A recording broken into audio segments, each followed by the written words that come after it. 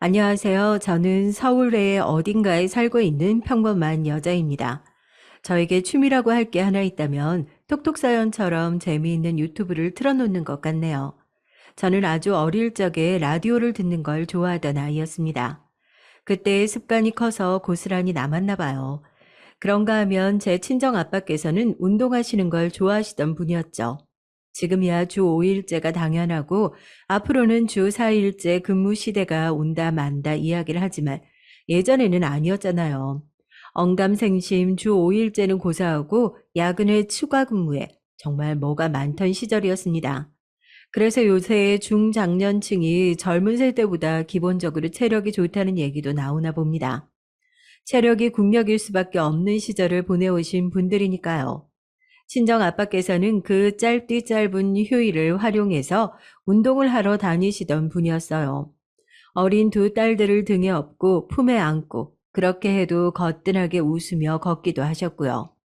그때의 사진이 남아있는데 원래는 여동생만 안겨있던 친정아빠의 품이 부럽고 질투가 나서 제가 억지로 등에 올라타서 합류를 했던 거였고요. 친정아빠께서는 기가 막히다는 웃음을 터뜨리셨습니다. 여동생은 입술을 삐죽 내민 채로 사진이 찍혔고요. 단란한 가족이었습니다. 친정 엄마께서는 천생 살림꾼이셨던 것으로 기억을 해요. 늘 부산을 떨며 바삐 움직이셨던 모습이 눈에 선연하네요. 그리고 친정 엄마께서는 남자 형제가 한 분 계셨어요. 원래는 친정 엄마의 여자 형제, 즉 저의 작은 이모께서도 계셨지만 젊은 나이에 사고로 돌아가셨습니다. 제 여동생이 태어나는 걸 보지도 못하고 떠나셨죠. 외할아버지께서는 몸이 원체 편찮으셨는데 결혼을 앞두고 있었던 당신의 막내딸이 그렇게 된 걸 보시고 충격을 크게 받아서 그대로 돌아가셨다고 해요. 외가에는 이런 비극이 있었고요. 참고로 저에게는 친가가 없다시피 했습니다. 친정 아빠께서는 어린 나이에 고아가 되셨고 친척집을 전전하며 살아오신 분이었거든요. 그래서 친정 아빠께서 당신의 처가에 무척 마음을 쓰셨고 잘하려고 하셨던 것으로 기억을 해요. 외할아버지께서 돌아가시고 시간이 지나서 그 집이 정리가 됐죠. 외삼촌이 앞으로 외할머니를 모신다고 하셨어요. 그 이후로는 그곳에서 외할머니께서 쭉 사셨던 겁니다. 하지만 여러 가지 불협화음이 있었나 보더라고요. 시간이 갈수록 그게 해결이 되기는커녕 더욱 진지한 문제로 번져갔고요. 나는 더 이상 어머님하고 못 살겠어. 나 이제는 하루도 어머님 더 모실 수 없으니까 당신이 알아서 해. 여태까지 잘 해오다가 갑자기 이제 와서 무슨 소리야. 뭐를 잘해왔다는 거야, 어? 그간 내가 참아온 것 뿐이겠지. 아휴, 내가 얼마나 힘들고 괴롭다고, 머리가 다 아프고, 당신한테 하소연을 해왔는데, 그때마다 당신은 내 고민과 괴로움을 대수롭지 않게 여기면서 모른 척 했잖아. 아니, 이 사람이 진짜 내가 언제 모른 척을 했어? 그런 게 아니라 어차피 우리 어머니를 모시고 사는데 당신이 자꾸 시시콜콜 불평불만을 해봤자 상황이 바뀌는 건 없잖아. 오히려 매번 상황을 귀찮게 꼬아버릴 뿐이지. 쓸데없는 짓이니까 내가 굳이 귀담아 들을 필요성을 못 느낀 것뿐이야. 모른 척 해온 건 아니니까 괜한 오해하지 마라, 당신. 허, 결국 그 소리가 그 소리잖아. 당신은 이런 상황에서도 나하고 말장난 할 기분이 들어? 아, 그래. 지금도 당신은 내 말 진지하게 안 듣고 있는 거야. 그치? 어차피 이래봤자 나에게는 어머님을 계속 모시고 사는 선택지밖에 없다고 당신 그렇게 생각하는 거지? 아니, 그럼 다른 선택지라도 있어?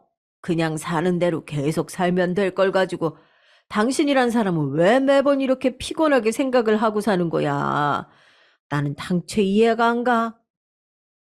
이해가 안 가는 나하고는 더 이상 같이 안 살면 되겠네. 그냥 별 생각 없이 편하게 같이 살면 그만인 어머님하고 당신이 쭉 계속 같이 살아드리면 되겠어. 나만 빠지면 되잖아. 안 그래? 내가 진작에 눈치가 빠졌어야 했는데 내가 그동안 눈치가 없었네. 미안해. 이제라도 내가 빠져줄게. 아니, 꺼져줄게. 속 시원하게. 당신 지금 대체 무슨 소리를 하는 거야? 그럼 뭐, 지금 집이라도 나가겠다는 거야? 애들은 어쩌고? 그걸 왜 걱정해? 당신도 있고, 어머님도 계시는데. 애들이 왜 못 지내겠어? 지금보다 잘 지낼 수 있는 거지. 나는 더 이상은 이렇게 못 살겠으니까 하여간 그런 줄로 알아. 나는 내일 당장 짐 싸서 나갈 거야. 요새 주영이 그기 집에 가 머리 컸다고 얼마나 말 안 듣고 싸가지가 없이 개기는데 엄마라는 사람이 무책임하게 집을 나가? 말도 안 되는 소리 하지 마. 이혼이라도 당하고 싶어서 진짜 이러는 거야? 이혼? 당신 말 한 번 잘했다. 그게 바로 내가 원하는 거야. 이혼. 당신하고 법적으로 남남이 돼서 이 지긋지긋한 결혼 생활에 마침표 좀 찍어 보자고. 이런 단면만 보자면 쉽사리 믿어지지 않지만 본디 외숙모께서는 참한 며느리의 정석으로 여겨졌던 분이셨습니다. 조용조용하고 나긋나긋하고 불만을 표하는 법이 거의 없고 좋은 게 좋은 거라고 생각하며 지내시던 분이었기 때문에 외숙모께서 외삼촌과 결혼을 하셨던 당시는 주변에서 외할머니와 외할아버지를 향해 며느리를 얌전한 이로 잘 보았다며 부러운 소리를 내고는 했다고 해요. 그러셨던 분이 외숙모셨고 저도 착하고 다정하신 분으로만 생각을 하며 자랐기 때문에 외할머니 때문에 성격이 점점 그런 식으로 변하셨던 줄은 상상도 못했습니다. 친정 아버지께서도 자세히 모르셨다고 해요. 단지 친정 엄마께서는 외할머니께서 당신께 자꾸만 외숙모의 흉을 보시니까 얼추 알고 계셨던 것이고요. 외삼촌 댁은 저희 집에서 거리가 꽤 멀었습니다. 그래서 쉽사리 자주 왕래를 할 수는 없었어요. 당시에는 도로 사정이 지금보다 훨씬 안 좋았거든요. 이 모든 게 핑계일지 모르겠지만 여튼 저희 가족들은 이러저러한 이유로 외삼촌 댁에서 그런 첨예한 대립이 일어나고 있는 걸 모르고 있었어요. 외삼촌께서 이런 이야기를 저희 친정 부모님께 꺼내실 분도 아니었고요. 원래 이런 건 장남이 해야 할 일이야. 장남의 의무고 우리 어머니가 자식들 키우시느라 고생을 얼마나 하셨는데 무슨 일이 있어도 모시면서 효도하는 게 맞지. 그게 당연한 거지. 이걸 못한다고 하는 게 이상한 거야. 외숙모께서는 참고 참으신 모양입니다. 그랬다가 제대로 상처가 골마버렸고 터지게 된 것이죠. 외숙모께서는 외삼촌과 대판 싸우신 후 정말로 짐을 싸셨다네요. 그리고 그 짐을 발견하신 외할머니께서 역성을 내시자 그대로 그 짐을 들고 집을 나가버리셨대요. 완전히 난리가 난 거죠. 설마 외숙모께서 그렇게까지 하실 줄은 외삼촌도 예상 못하신 바였다고 합니다. 외할머니께서는 저희 친정 부모님께 연락을 하셨고 상황을 알리시면서 연신 한숨을 내쉬셨어요. 내가 죽어야지. 아유, 괜히 살아있어서 온갖 꼴을 다 보는구나. 나 때문에 우리 장남 호라비로 만들 수도 없는 노릇이고 이제 다른 수가 있겠니? 그냥 내가 죽는 수밖에. 그렇게 상황이 심각한 줄은 몰랐어요. 엄마, 이상한 소리 하지 마셔. 알았죠? 우리가 모시러 갈 테니까 일단 가만히 거기 계셔요. 친정 엄마께서는 골치 아파하시면서도 단박에 외할머니를 모시고 와야 한다는 결단부터 내리셨습니다. 친정 아버지께는 무조건 동의하라고 하셨고요. 설마 그런 불편한 일들이 있을 줄은 몰랐네. 장모님께서 지금 무척 입장이 곤란하실 텐데 이럴 때 도와드릴 수 있으면 좋지. 나같이 별 볼 일 없는 사람을 흔쾌히 사위로 맞아주시고 보듬어 주셨던 장모님 그때 그 은혜 내가 어떻게 잊겠어. 친정 부모님께서 결정을 내리시고 날짜를 잡으신 뒤 저와 여동생에게 외할머니와 함께 살게 되었다는 이야기를 전해주셨어요. 잠깐 며칠일 수도 있고 혹은 길게 몇 년일 수도 있다고. 두 분은 솔직하게 말씀을 해 주셨습니다. 여동생은 새침하게 볼을 부풀리는 것이 다였지만 저는 싫은데 라고 괜히 몇 번이고 중얼거렸어요. 그러나 제 목소리를 친정 부모님께서는 분명 들으셨음에도 못 들은 척 하셨죠. 그 편이 낫다고 여기셨을 겁니다. 제가 외할머니를 싫어한 것은 아니었는데 같이 살게 되면 집에서 저만의 공간이 줄어들고 사라질 게 뻔했기 때문에 그 점이 싫은 거였어요. 제 반응이 퉁명스러웠던 게 마음에 걸리셨던 친정 부모님께서는 외할머니를 모시러 가는 길에 저에게 함께 가자는 강요를 하지 못하셨습니다. 따라가고 싶다고 떼를 썼던 여동생만 동행을 하게 됐죠. 그때 외삼촌께서는 어렵사리 외숙모의 행방을 찾으신 뒤였습니다. 오랜 고향 친구의 거처로 외숙모께서 가 계셨다고 하더라고요. 뭐? 아가씨가 이번 주말에 어머님을 모셔가기로 했다고? 그게 정말이야? 어머님이 거기 가서 쭉 사신다고 그러셨고? 그래, 장남인 내가 어머니를 끝까지 책임져 드려야 하는 게 맞는 건데. 당신이 더 이상은 못 해먹겠다고 난리를 치니까 별 수 있어? 동생네한테 신세 져야지. 어머니도 그러시겠대. 이제 속이 시원해? 만족해? 애들 보기에 부끄럽지도 않어. 당신 지금 당장 집으로 돌아와. 나라고 속이 시원하기만 한 줄 알아? 당신은 내 속도 모르고 정말 아이고 지난 세월 동안 내 속이 썩어 문드러진 건 왜 몰라 왜? 아무튼 어머니 문제 해결됐잖아. 그러니까 당신도 이제 적당히 좀 해. 설마 어머니한테 인사도 안 드릴 건 아니지? 아유 정말 인사는 드려야지. 나도 그 정도는 아는 사람이야. 나 절대 도리 모르는 사람은 아닌데 아유, 이렇게 살다 보니까 어쩔 수 없이 변한 거야. 알기나 해. 외숙모께서는 속상한 심정을 표출하시면서도 다시 짐을 챙기셨습니다. 그리고 미리 가 있는 건 민망하다고 하시면서 저희 친정 부모님과 여동생이 외삼촌 댁에 외할머니를 모시러 방문하는 그 당일에 귀가를 하셨죠. 외숙모께서는 이른 오전에 귀가를 하셨고 조금은 차분한 분위기 속에서 외할머니 외삼촌과 이런저런 대화를 나누셨다고 합니다. 그런데 어쨌거나 결론은 계속 함께 살기는 어렵다는 것이었죠. 그래서 변동 없이 친정아빠의 자동차가 움직였던 겁니다. 저는 그날 배웅에 나섰고 이웃집에 놀러가서 시간을 보냈어요. 태연하게도 인형 놀이를 하면서요.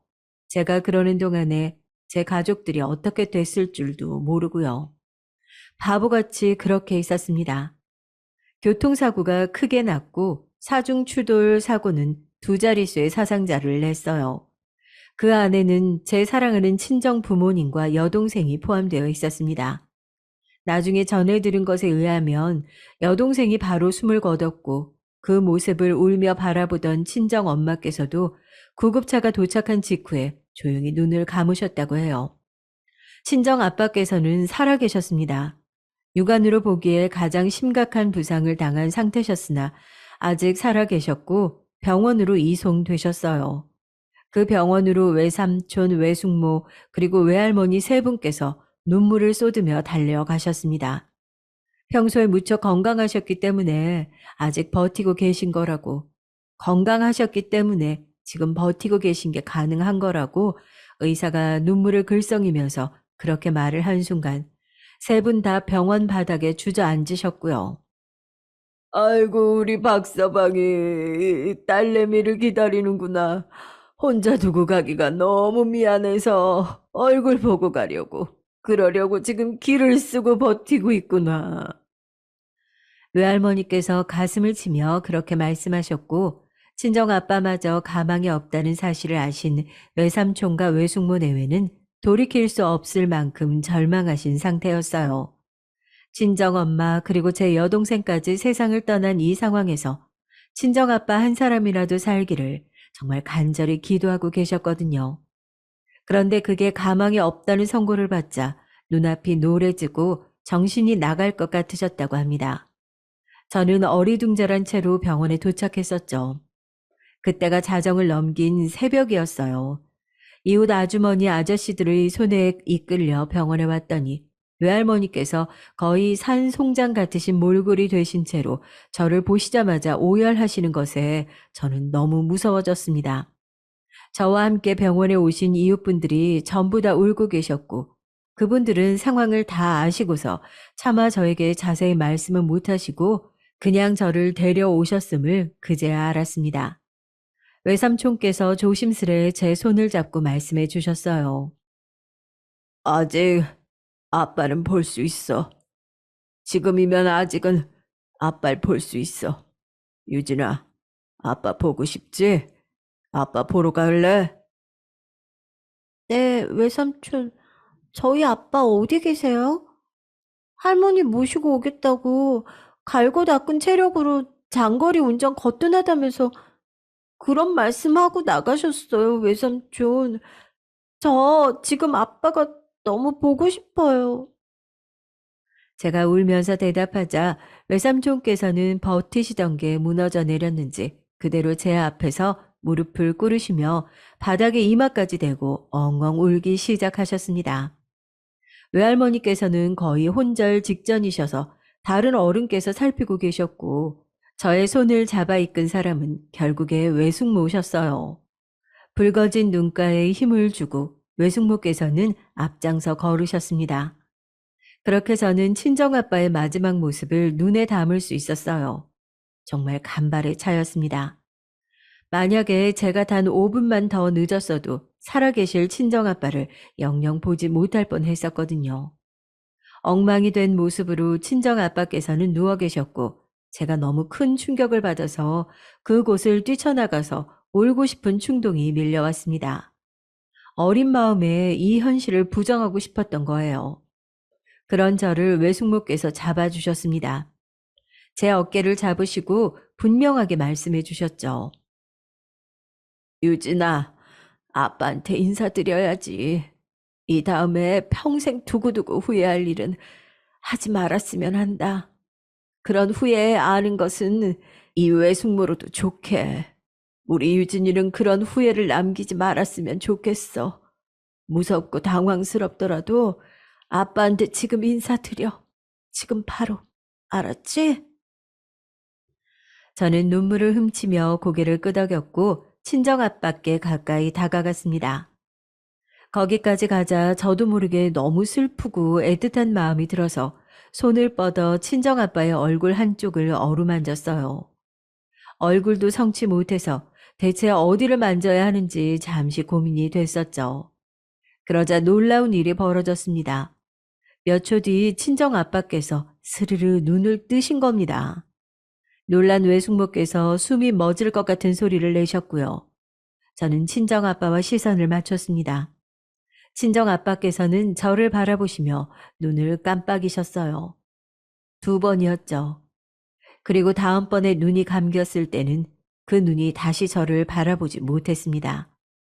심장 박동이 멈췄다는 기계의 알림 소리가 울려 퍼졌어요. 그 후로는 기억이 희미해요. 제가 그곳을 어떻게 벗어났었는지 이런 것들이 기억에 잘 남아있지 않습니다. 하루아침에 제 일상은 완전히 박살이 나 있었어요. 가족이 모두 사라졌으니까요. 저만 남긴 채 모든 것이 없어진 뒤였습니다. 외할머니께서는 이 모든 게 당신의 탓이라고 하셨어요. 더 살기 싫다며 식음을 전폐하셨죠. 막내딸을 한번 잃어보셨던 외할머니께서는 더 이상은 견딜 수가 없다고 하셨죠. 그리고 외숙모께서는 아예 삶을 등질 준비를 하신 분 같아 보였어요. 가족을 잃어버린 저를 외숙모께서 신경 쓰며 돌봐주고 계셨는데 제가 기운을 다 차리는 게 보이면 그때 떠나겠다고 하셨거든요. 그러면서 지으시던 희미한 미소가 저는 불길했습니다. 그래서 고민하다가 이걸 외삼촌께 말씀을 드렸는데요.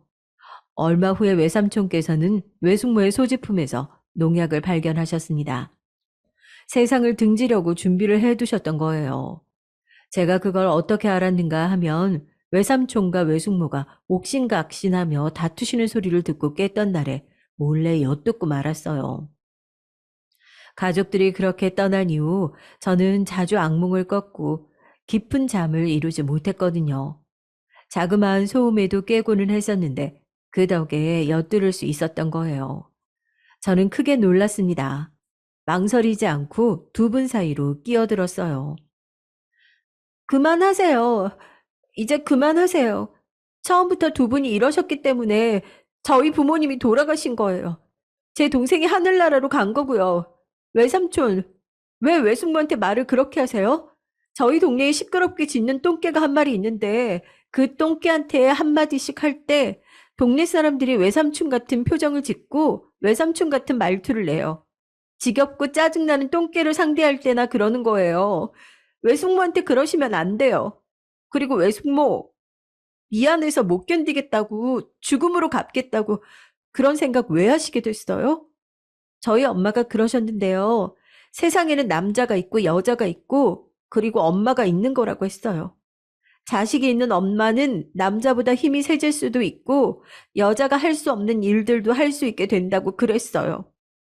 자식이 우주고 목숨 10개보다 소중하기 때문에 그렇다고 했고요. 그런데 외숙모도 엄마잖아요. 엄마라면 그러면 안 되는 거잖아요. 엄마를 잃은 자식이 얼마나 슬퍼하게 되는지 저를 보면 아실 수 있잖아요. 제가 울면서 막 소리를 질렀습니다.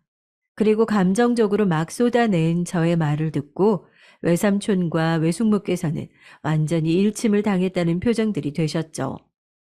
허를 찔린 얼굴들을 하고 계셨는데 두 분 다 저에게 미안하다고 사과를 하셨고 저는 그날 울면서 잠이 들었는데 이튿날부터 어딘가 두 분의 분위기가 달라져 있었습니다.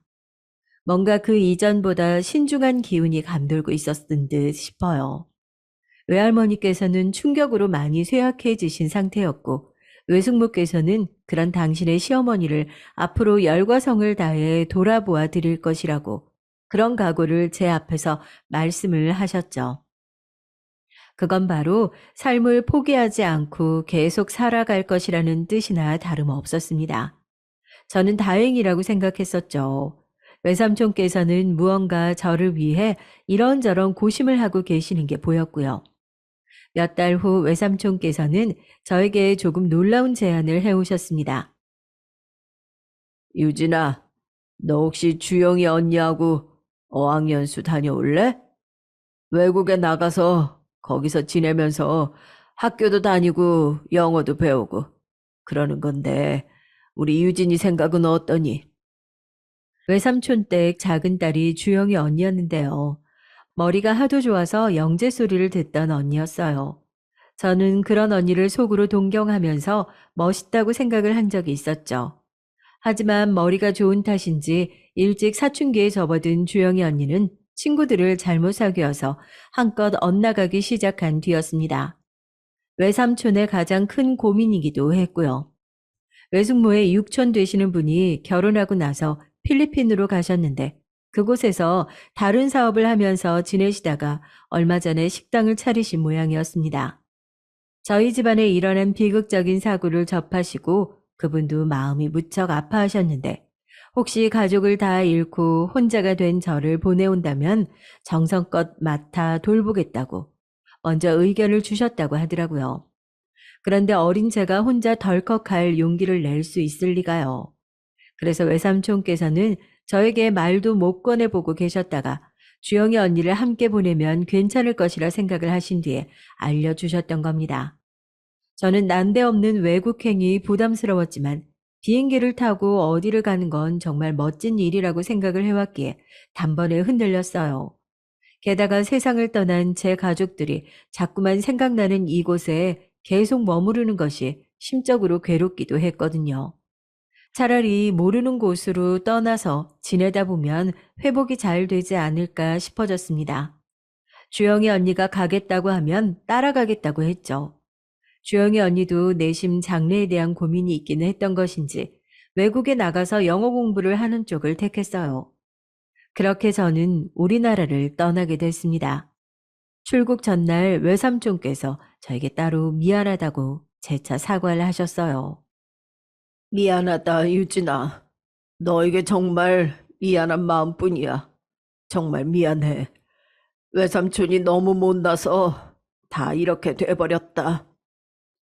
솔직히 원망이 없었던 건 거짓말입니다. 외삼촌 때문에 다 이렇게 된 거라고 저도 몇 번이고 생각을 한 적이 있었어요. 그러나 제 가족들이 외삼촌에게도 가족이 이었음을 저는 잊지 않으려고 애를 썼습니다. 그럼으로써 외삼촌께 모난 발언들을 하지 않을 수 있었죠. 눈물만 조용히 훔친 채로 저는 마지막 밤을 보냈었죠. 필리핀에서는 완전히 새로운 날들이 펼쳐졌습니다. 마치 그 이전까지의 제 인생이 전생처럼 느껴졌어요. 아픔과 충격을 희석시키기에 안성맞춤인 곳이었고, 에메랄드 빛깔의 바다가 거세게 물결칠수록 저는 성장해 나갔습니다. 저는 그곳에서 공부를 하며 지낸 뒤 성인이 되어서야 귀국을 했어요. 우리나라의 대학을 졸업했죠. 필리핀에서는 개운한 기분으로 그저 해맑게 지냈었는데요. 희한하게도 딱 귀국을 하자마자 세상을 떠난 저희 가족들이 떠오르면서 제 내면 깊숙이 감추어 두었던 슬픔이 고개를 들더라고요. 이런 티를 내지는 않았어요. 저와 함께 지내온 주영이 언니가 이런 저를 알면 난감해할 것 같았고, 오랜만에 저를 보신 외할머니의 촉촉한 눈가를 보면서 저마저 슬프다고 외칠 수는 없었거든요. 외할머니께서는 그 당시 금방이라도 돌아가실 것처럼 보였지만 외삼촌과 외숙모의 엄청난 노력과 정성으로 인해 기력을 다시 되찾으셨습니다. 성인이 된 제가 다시 배웠을 때는 그저 노안으로 인해 약하실 뿐이었죠. 저는 예전에 떠난 제 가족들 때문에 아직도 제가 슬퍼하는 것을 들키고 싶지 않아서 더 씩씩한 척을 했고, 일부러 혼자 자취를 하며 그렇게 혼자 사는 생활을 이어나갔습니다. 취업도 일부러 외삼촌의 힘을 전혀 빌리지 않고 스스로의 힘으로 저만의 앞길을 개척해 나갔죠. 그런 제가 도움을 받은 적이 있다면 바로 결혼하던 순간이었을 겁니다. 외삼촌과 외숙모께서 그날은 저의 부모님이셨으니까요. 저는 사실 결혼 생각이 별로 없던 사람이었어요. 제가 결혼을 해서 자식을 낳는다고 해도 돌아가신 저희 친정 부모님의 발끝도 못 따라갈 게 뻔했거든요. 하지만 남편이 결혼하자고 말을 꺼냈을 때 이상하게 마음이 움직였어요. 그건 아마도 남편이 다른 사람들과 다른 부분을 지니고 있었기 때문일 거예요. 남편은 가족 안에서 상처를 안고 있는 사람이었거든요. 부모와 대면대면한 관계로 자라온 자식이었습니다. 내가 친할아버지를 닮게 태어난 것부터 죄였던 것 같아. 남편이 씁쓸하게 말을 하면서 사진을 보여줬었는데 정말 닮기는 했더라고요. 그런데 시아버지께서 당신의 부친과 사이가 미치도록 안 좋은 분이셨대요. 시할아버지께서 엄하고 꽉 막히신 분이라 시어머니께서도 시집을 오신 이후에 애를 먹으셨다네요. 두 분 다 시할아버지라면 치가 떨려 하셨어요. 재산 문제도 있었고요.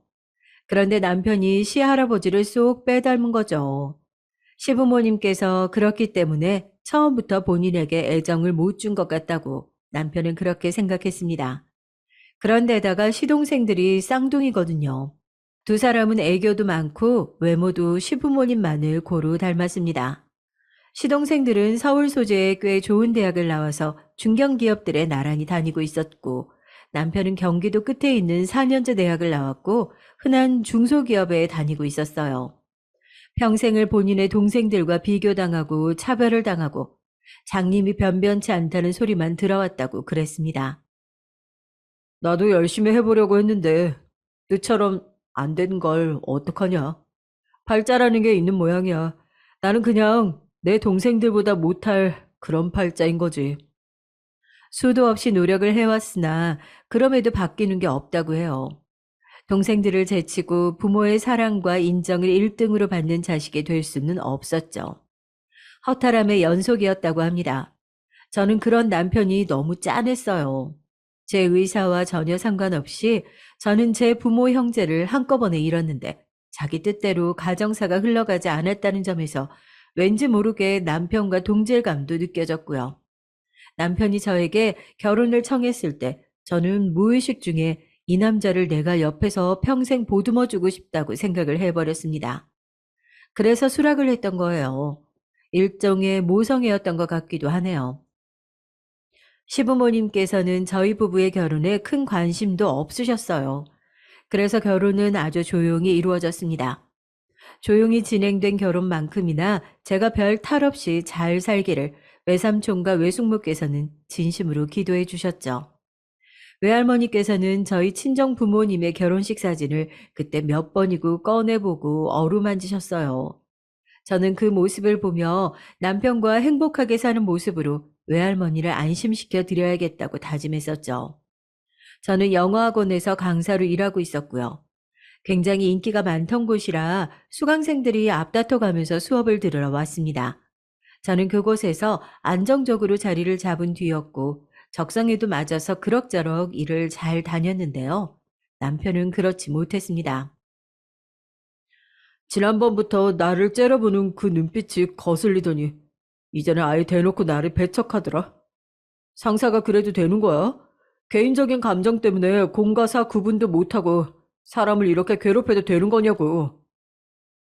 결혼 전부터 회사 일로 고민이 좀 있었는데 결혼하고 나서 몇 달이 지났을 무렵부터 그게 큰 일로 점점 번져가고 있었어요. 나는 왜 일을 하나도 제대로 못 해낼까? 다 내가 문제라서 결국 이렇게 된 거겠지. 다들 멀쩡히 잘만 일하고 다니고 돈 벌면서 그렇게 사는데 지금 나만 이러는 거겠지? 원체 자존감이 낮은 사람인 건 알고 있었는데 이제는 자신감마저 완전히 꺾인 모양이었습니다. 옆에서 지켜보는데 남편이 걱정되더라고요. 자괴감에 빠져서 머리를 감싸주는 남편을 살살 달래서 저는 그간의 모든 일을 자세히 다시 들어보게 됐고 남편이 그 일을 그만두는 수밖에 없겠다고 결론을 내렸습니다. 외할머니를 뵈러 갔을 때 제 얼굴에서 고심이 묻어났던 것인지 혹시 무슨 일 있냐고 외숙모께서 단번에 물어오셨어요. 제 일에는 항상 예민하셨으니까요. 저는 이게 뭐 숨길 일인가 싶어서 남편의 이야기를 털어놓았죠.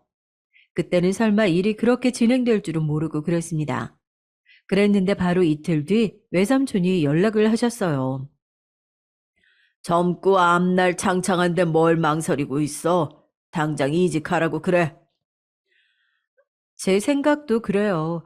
안 그래도 어젯밤에 퇴사하고 이직을 하는 쪽으로 대화를 마친 상태예요. 그 못하러 우리 회사에도 서류를 넣어보든지. 마침 지금이 채용 기간이니까. 네? 설마 외삼촌께서 편히 봐주시는 건 아니죠? 마음 같아선 유진이 너 임원으로 딱 올려버리고 싶은 게 이 외삼촌 마음이야, 이 녀석아. 세상에나, 외삼촌 그런 말씀 마세요. 저는 즐겁을 했지만 머릿속으로는 남편을 위한 길이 될 거라는 계산을 하고 있었습니다. 왜냐하면 남편은 집안에서 억울하고 치사하게 차별 대우를 받으며 자란 사람이었는데 성공적인 이직을 이뤄낸다면 드디어 그 어깨에 힘이 들어갈 건수가 생기는 거잖아요. 저희 부부는 조용히 결혼을 한 딱 그것만큼 신혼집도 아담한 곳에서 시작을 했고요. 굳이 저희 집안이 뭘 어떻게 하고 사는지 공개를 하지 않았습니다. 제가 그러길 원했어요. 마침 시댁 측에서 관심도 안 가져줬고요. 제 직업, 제가 하는 일에 나름의 자부심도 있었기 때문에 혼자 개척해 나가는 것이 보람 깊었지만 외삼촌의 제안은 흘려들을 종류가 못 되었습니다. 저는 남편에게 이왕이면 이런 기업들에 지원을 해보는 건 어떠냐고 설득을 해봤어요. 된다면야 좋겠지만 될 확률이 너무 희박하잖아. 그래도 당신 말만 따라 밑자의 본전이니까 지원하는 김에 서류는 넣어보지 뭐. 남편은 시큰둥하게 기대 없이 지원을 했다가 얼마 후에 깜짝 놀랐죠. 서류 합격 연락이 왔기 때문입니다. 남편은 청심환을 먹고서 면접을 보러 갔고 최종 합격을 해냈어요. 기본 깜냥이 안 되었다면 어쨌든 입사를 해서 일을 하지는 못했을 것이기에 저는 남편이 자랑스러웠습니다. 자리가 사람을 만들더군요. 자기 동생들보다 좋은 기업으로 이직을 해낸 남편은 점차 표정부터 달라졌어요. 새로운 업무도 제법 적응을 잘 해서 무던한 회사 생활을 이어나갔고요. 그런 남편의 성공 가도를 본 시댁 식구들이 전부 다 얼빠진 표정들이 되어서 저도 통쾌했었습니다. 이보다 더 무탈한 결혼 생활이 또 있을까 싶었어요. 아무런 문제도 없는 것 같았죠. 그런데 언제부턴가 제 눈에 남편의 이런 면모가 들어오더라고요. 나는 가끔 당신이 나보다 훨씬 더 잘난 것 같다는 생각이 들어. 그래? 왜 그런 생각을 했어? 영어학원 강사보다는 당신이 더 폼나지. 아니, 그건 그런데 학원에서도 당신이 실세잖아. 듣자하니 그렇던데 어딜 가나 목소리를 낼 줄 알고 당신의 그런 게 난 참 부러워. 처음에는 몰랐는데요. 이런 게 바로 남편의 자격지심이더라고요. 피해의식도 같이 들어있었어요. 못난 자식 취급만 받으며 살아와서 그런지 남편은 곧잘 모난 마음을 품었습니다. 같은 걸 봐도 저는 있는 그대로 받아들이는 반면 남편은 그걸 한번 꼬아서 받아들이고는 했죠. 저는 남편이 그럴 때마다 점점 어떻게 해야 할지 몰라졌죠. 근데 내가 잘난 걸 어쩌겠어? 당신이 나를 그렇게 더 잘난 사람으로 생각을 한다면 앞으로도 그렇게 생각을 해. 그리고 나를 목표로 삼고 당신이 더 노력을 하면 되겠네. 그치? 남편이 걸핏하면 저를 향해 당신이 더 잘난 것 같다고 말을 해대니까 아주 끝이 없을 것 같아서 제가 어느 날 저렇게 대답을 해주었어요. 그랬더니 남편의 표정이 굉장히 미묘했습니다. 되게 못마땅한 생명체를 바라보는 표정이었죠. 어렸을 때 살았던 동네의 말썽쟁이 똥개를 바라보던 어른들의 표정이 저것과 비슷했다는 것을 떠올려냈을 때는 이미 늦은 뒤였습니다. 나 이제 더 이상 당신을 사랑하지 않아. 이미 찬밥보다 더 차갑게 식었어. 우리 여기까지만 했으면 좋겠다. 다른 것보다 저에게 식었다는 그 말이 비수처럼 제 가슴에 꽂히더군요. 저는 바보같이 첫째는 딸이 좋을지 아들이 좋을지 그런 거나 생각하고 있었어요. 피곤하다면서 저를 슬쩍 밀어내는 남편의 태도가 몇 달씩이나 된 걸 알고 있으면서도 바보같이 아니랬습니다. 혹시 다른 여자가 생긴 거야? 어떻게 그런 추잡한 의심을 해? 날 뭘로 보고. 당신은 결국 나를 우습게 여긴 거였구나. 그러니까 그런 의심으로 이런 순간에도 나를 깎아내리는 거겠지. 무슨 소리야. 지금 당신이 나에게 상처 주고 있는 상황인데 왜 나한테 화살을 돌려? 치, 그냥 됐다. 나는 전적으로 당신에게 지친 것뿐이고 사랑을 더 이상 못 느끼는 것뿐이야. 그러니까 여기까지 했으면 해. 지쳐? 왜? 내가 당신을 뭘 그렇게 지치게 만들었는데 어디 말해봐. 지금 이런 태도, 그 눈빛, 그 모든 게 나를 지치게 만들었어. 영어학원 선생이라서 그런가? 남 가르치는 게 일이라서 그런가? 나를 가르치려고 들어. 매사에 그게 너무 피곤했어. 내가 언제 그랬어? 그렇게 느껴졌다고 해도 오해야. 난 당신에게 그렇게 굴려고 한 적 없어. 당신을 나보다 아래로 얕잡아 본 적이 없기 때문에 스스로 떳떳하고 당당해. 이젠 난 다 상관없어. 내가 원하는 건 당신과의 결혼 생활을 정리하는 것뿐이니까. 이혼만 해준다면 나는 내 전 재산 당신에게 다 넘길 수 있어. 진심이야. 사랑이 어떻게 변하냐고 묻던 어느 영화의 명대사가 떠오르더군요. 그런데 그걸 입 밖으로 뱉으면 제가 비참해질 것 같아서 참았습니다. 나는 내가 뭘 잘못했는지 모르겠는데 당신은 내 존재 자체가 잘못이라고 하네. 기가 막힌다. 나는 내가 결혼 생활에 실패하리라고는 생각한 적이 없었는데. 섣불리 판단해서 당신하고 결혼한 건 그래, 나한테 잘못이 있다면 그게 잘못이었겠지. 그건 내가 참 미안해. 근데 난 당신처럼 외국물 진하게 먹은 여자, 영어를 한국말처럼 잘하고 매사에 할 말 다 하고 난 그런 여자를 감당할 그릇이 처음부터 못 되었던 것 같아. 나보다 잘난 남자 만나라. 그놈의 잘났단 표현 이제 듣는 것도 지겨워. 당신이란 사람 대체 왜 이러는 거야? 집에서 미움만 받고 자라서 그런가 보지. 당신 더 이상 애쓰지 마. 우린 이미 끝났어. 난 당신 곁에서 이제 지겹고 괴로워. 벗어나고 싶어. 와, 진짜 미칠 것 같더라고요. 저를 떠나는 게 소원이라는 남편의 말에 미친 사람처럼 헛웃음이 나왔습니다. 울음이 섞인 웃음을 실컷 뱉은 후에 제가 딱 하나를 마지막으로 물어봤었죠. 이거 한 가지만 확실하게 대답해. 절대 추호의 거짓말도 없어야 돼. 진실만 말하면 내가 당신 소원대로 그래, 당신하고 이혼해 줄게. 정말이야? 무조건 진실하게 말할게. 조용히 이혼만 할 수 있다면 난 뭐든지 해. 끝까지 나를 비참하게 만드네. 당신 다른 여자 있는 거 정말 아니야? 내 눈 보고 대답해. 진짜 아니냐고. 절대 아니야. 맹세해. 하늘에 대고 맹세할 수 있어. 다른 여자가 있어서 이러는 건 아니야. 그냥 이혼을 하고 싶을 뿐이야. 남편의 간절한 눈빛이 저를 초라하게 만들었어요. 저는 사고로 생을 마감한 제 가족들이 떠오를 때마다 인생을 낭비해서는 안 된다고 생각을 하고 했죠. 오늘을 살고 내일을 기약하는 건 엄청난 특권이었으니까요. 남편의 인생이 저로 인해 낭비되지 않기를 바랐고, 저 또한 저를 사랑하지 않는다는 남자의 옆에서 제 인생을 낭비하고 싶지 않았기에 이혼을 했습니다.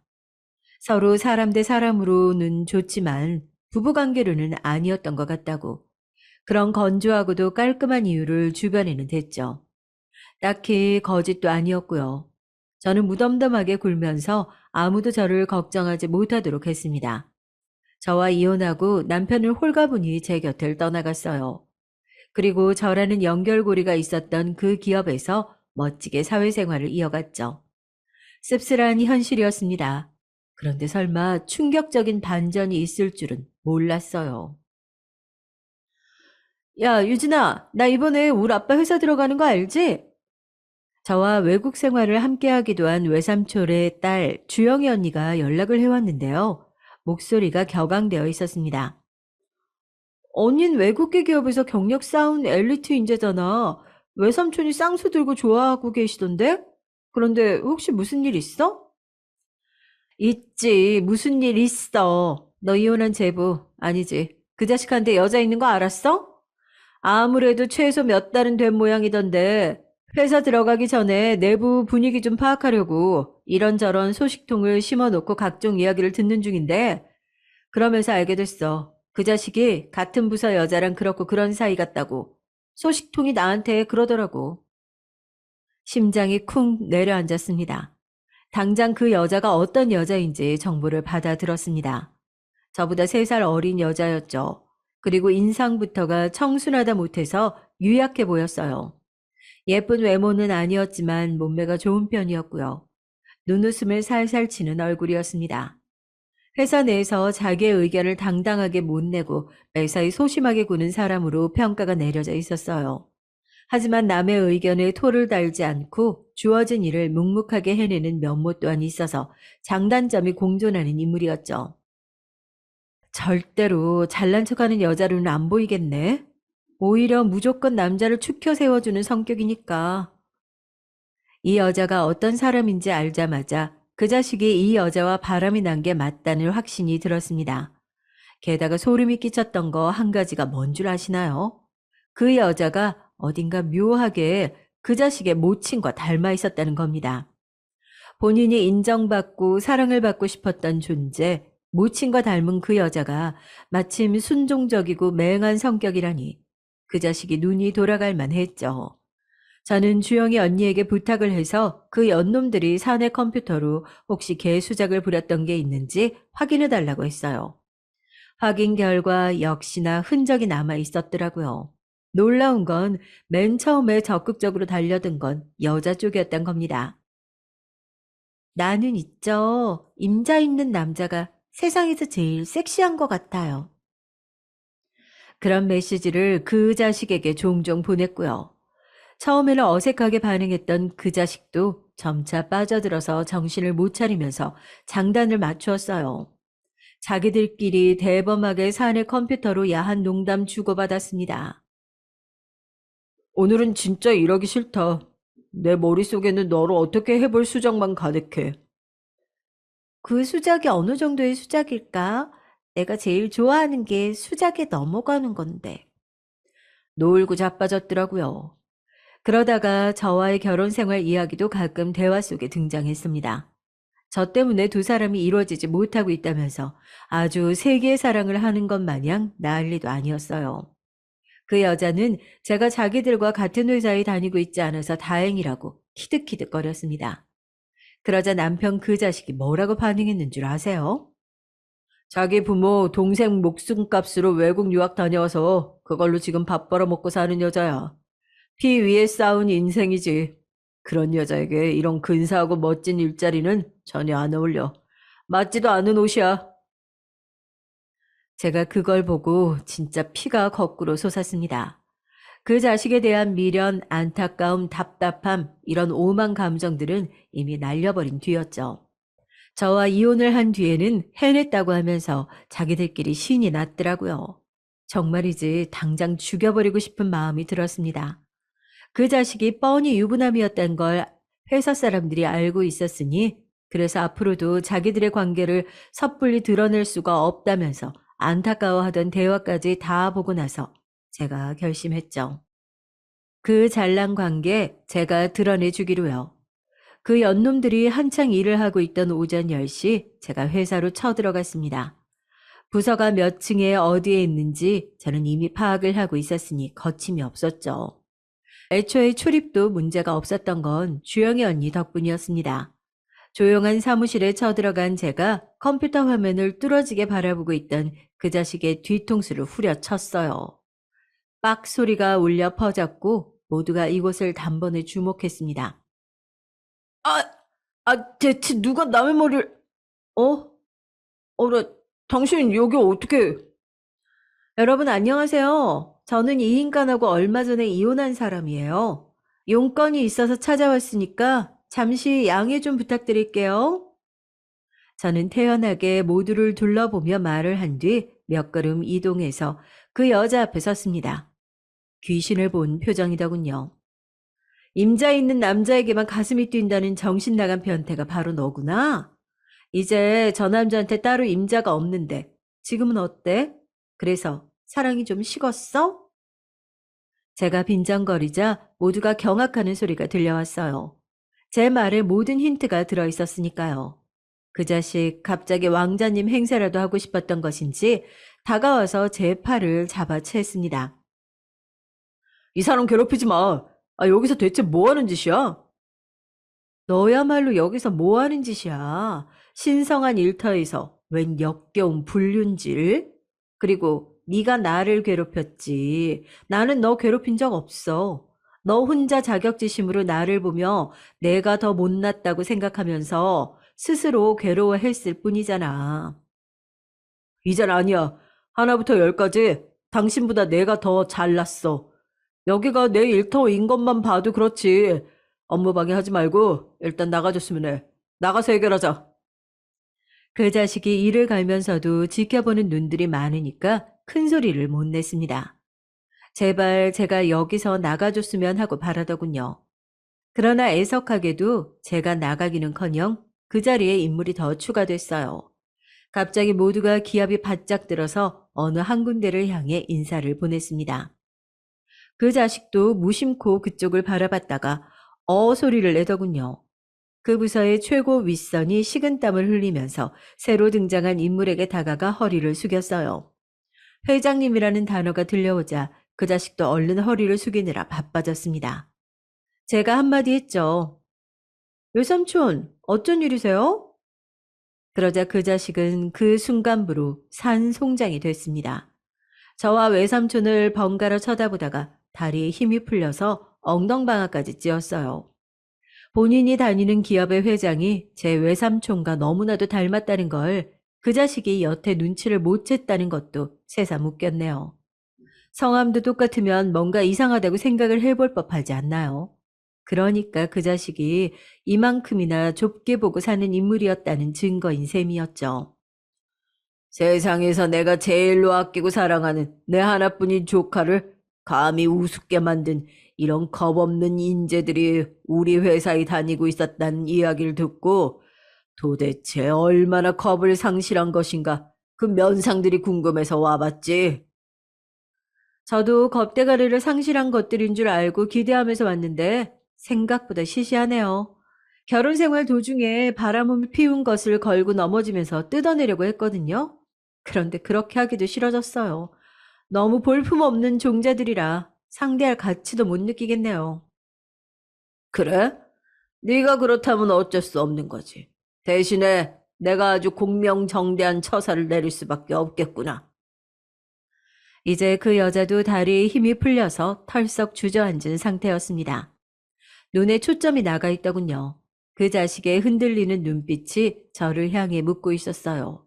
이직, 입사, 이것도 제 힘이었냐고요. 그래서 저는 그저 피식 웃는 것으로 답을 했습니다.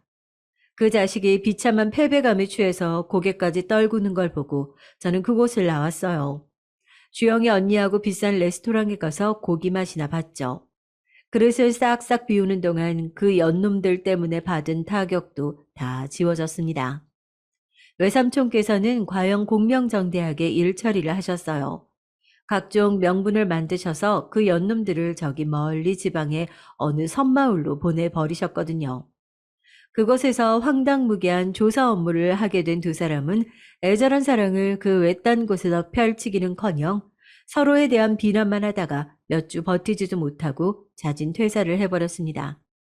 힘들게 들어왔던 좋은 직장을 끝내 잃었다는 게 너무 슬펐던 것인지 그 여자가 통곡을 했다는 목격담이 있었네요. 그 자식은 다사다난한 시기를 보내는 때에 다시 한번 가족들이 본인에게 등을 돌리고 있다는 사실을 깨닫고 새삼 절망했습니다. 그 자식을 향해서 그 가족들이 그럼 그렇지라며 혀를 끌끌 찼다고 하더라고요. 인과응보였으니 별로 동정심은 안 들었네요. 주영이 언니가 몇 번이고 같이 일을 하자고 권하는 바람에 결국은 제가 못 이긴 척 입사를 해버렸는데요. 생각 외로 적성에 맞는 업무를 찾아서 꽤 오래 일을 다녔답니다. 지금은 그 회사를 나와서 다른 일상을 보내고 있는 중이죠. 확실히 말씀드릴 수 있는 건 제가 행복하게 지내고 있다는 거예요. 하늘에 있는 제 가족들에게 부끄럽지 않을 정도는 되죠. 이쯤에서 여러분은 제가 그래서 지금 재혼을 했을 것 같나요? 아니면 계속 혼자 지냈을 것 같나요? 댓글에 생각을 밝혀주시면 제가 그걸 보면서 정답 비율을 재미있게 계산해 볼게요.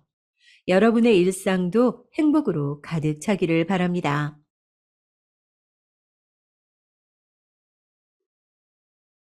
저는 한때 대리운전을 많이 했었기에 라디오로 사연을 들을 때가 많았는데요. 요즘 시대엔 유튜브로 이런 세계를 즐길 수 있다는 것이 새삼 신기해요. 그래서 즐겨 듣고 있던 와중에 아무래도 라디오보다는 여기 유튜브가 더 제 얘기를 전하기 편할 것 같아서 보내게 됐습니다. 적다 보니 참 제 인생은 평평한 바닥을 걸었던 날이 별로 없었음을 실감했네요. 전 20대 초반에 저와 5살 차이가 나는 한 남자를 만나게 됐습니다. 해외여행을 갔을 무렵에 만났는데요. 그때 저나 그 남자나 각각 혼자 여행을 와 있었던 차였고 아주 정말 너무나 우연하게 같은 카페에서 이틀 연속 같은 한국인을 마주치게 된 거죠. 결국 그게 인연이 되었어요. 정말 누가 먼저랄 것도 없이 서로에게 끌렸던 것 같습니다. 저기 한국인끼리 이렇게 마주친 것도 인연인데 혹시 이런 거 물어봐도 될까요? 저는 김지훈이라고 하고 올해 27이에요. 그쪽은 나이가 어떻게 돼요? 근데 이때 저도 왜 그렇게 쑥스럽고 날아갈 듯 한편으론 기뻤는지 모르겠어요. 어영부영 아무것도 모르고 갔던 해외에서 좋은 점도 있었지만 사실 왠지 낯설고 헤매던 부분도 있었거든요. 게다가 그 남자는 생각보다 꽤 키도 크고 좋은 인상을 갖고 있는 사람이었고요. 이후 연락을 주고받은 뒤 한국에 와서도 다시 만남을 갖게 됐는데 본격적으로 교제를 하게 됐습니다. 그렇게 둘이 몇 년을 만나오다가 자연스럽게 결혼 얘기가 나오게 됐어요. 그런데 이때 남자친구가 된 이 사람이 약간 망설이며 어렵게 말을 꺼내더라고요. 저기 현이야, 다른 게 아니라 나는 결혼할 준비를 그럭저럭 되어 있다고 생각해. 근데 결혼식을 생각하면 좀 걸리는 게 있어. 내가 그게 본가와 연락을 끊은 지 좀 됐어. 이게 좀 복잡한 사정이 있거든. 너희 집 어른들께서 이런 사정을 이해해 주실지 모르겠다. 이 말을 들으니 저도 좀 이상했던 게 안 그래도 남자친구는 도통 자기 집안이라든지 가족이나 형제 얘기를 거의 잘 꺼내지 않았어요. 부모님이 안 계신 건가 싶기도 하고 은근히 떠봤던 적도 있었는데요. 그때마다 화제를 피했거든요. 하지만 중요한 일을 앞두고 있고 또 우리 부모님께서도 궁금해하실 수 있으니 저도 이때는 좀 깊게 물어봤는데요. 알고 보니 남자친구에게는 아주 희한하고도 아픈 사연이 있었습니다. 부모님이 돌아가셨다든지 그런 건 아니야. 두 분 다 계시는데 뭐랄까? 나랑 사이가 안 좋다고 해야 하나? 그래서 연락을 하지 않게 됐어. 내 밑으로 동생이 하나 있는데 애 때문에 일이 엄청나게 많았거든. 그때는 부모님도 경제적으로 어려우실 때였는데 내가 여러모로 서운하고 힘들었었어. 그래서 아무튼 지금은 상황이 그래. 지금은 나에게 고모가 거의 가족이나 마찬가지고. 듣고 보니 당시 남자친구가 같이 살고 있는 건 고모였더라고요. 그나마 조금은 말이 통하고 교육자이시기도 하고, 그래서 홀로 나와 있던 조카가 안쓰럽다 보니 경제적으로 조금씩 지원을 해 주셨나 봐요. 그 덕에 1년 정도 해외 연수도 다녀왔고, 귀국을 남겨두고 여행을 좀 즐겨보려던 차에 저랑 마주친 것이었더군요. 근데 어째 내용을 들으면 들을수록 저는 더 혼란스럽기만 했습니다. 일단 혼주석에는 고모가 대신 앉아 계실 거야. 내 결혼식 얘기가 나오고 있다는 걸 아버지도 알기는 하신 것 같아. 그래서 이때 모처럼 모실 거라는 얘기도 있지만 확실하진 않아. 아, 그리고 아버지까진 모르겠지만 어머니와 동생은 생각 않기로 했어. 사실 그 둘 때문에 아버지와 틀어진 거거든.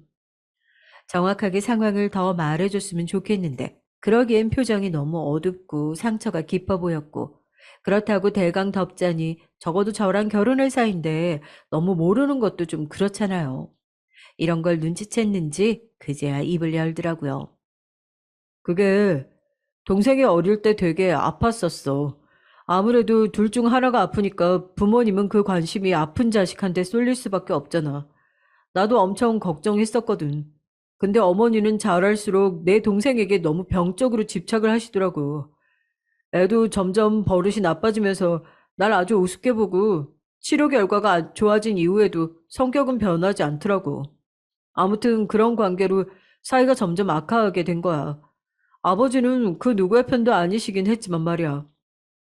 이런 상황을 듣다 보니 아무튼 저도 자세히 더 들어가지 않고 멈추게 됐습니다.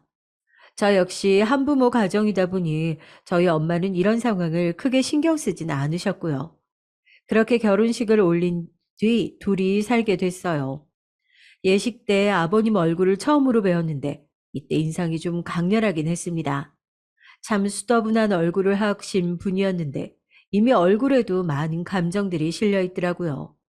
저에게도 아주 어렵사리 말을 꺼내셨고요. 내가 며느리를 결혼식장에서 보게 되다니 참 여러모로 머쓱하고 할 말이 없네. 그래도 며느리를 봤으니 가끔이라도 연락을 해줬으면 좋겠는데 핸드폰 번호 좀 가르쳐 줄 수 있나? 이렇게 말씀하시면서도 무척 낯을 가리시더라고요. 이때 반응을 보니 그래도 본인 아들에 대한 짠함을 느끼고 계시는 것 같아서 저도 참 안타까웠습니다. 이후로는 저도 가끔 연락을 드렸고 남편도 그런 상황을 알고 있긴 했지만 특별히 뭐라 하진 않더라고요. 그러던 사이 신혼 6개월 무렵에 임신했다는 사실을 알게 되었고 우리는 정말 너무 신이 났었습니다. 경제적으로 썩 좋은 환경은 아니었지만 그래도 작은 빌라를 얻었고 우리끼리 알콩달콩 잘 꾸며놓고 살고 있었어요. 남편은 중소기업을 다니고 있었는데 급여가 아주 나쁜 편은 아니었기에 우리의 삶은 그런대로 만족스러웠고요. 이때 아버님께 임신 사실을 알려드렸고 정말 너무 좋아하셨답니다. 이후 시간이 지나 출산을 했고 100일이 지나서 제가 아이를 데리고 시댁을 방문했어요. 남편은 자기도 자식을 낳아보니 감회가 달랐던지 이때 못 이기는 척 하게 됐지요. 그런데 이때 처음으로 시댁 방문을 하고 나서야 저는 남편의 기분을 좀 알겠더라고요. 이때 처음으로 도련님과 어머님을 마주하게 됐는데요. 어머니는 저와 남편을 보고 별로 아무런 반응이 없었습니다.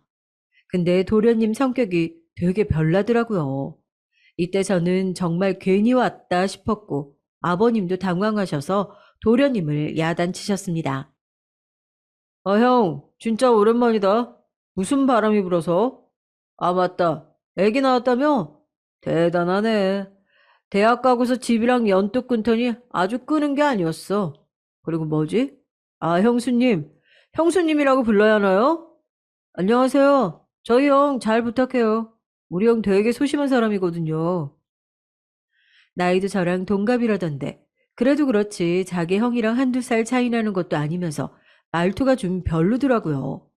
그런데 뒤이어서 하는 얘기는 정말 속으로 자기 형을 얼마나 우습게 아는지 느껴져서 제가 다 기분이 나빴습니다. 형, 근데 왜 온 거야? 혹시 나이 들어서 아버지한테 얼마 안 되는 유산이라도 받겠다고 들어온 거 아니야? 고모랑 붙어 살더니 왜 고모가 돈이 없대?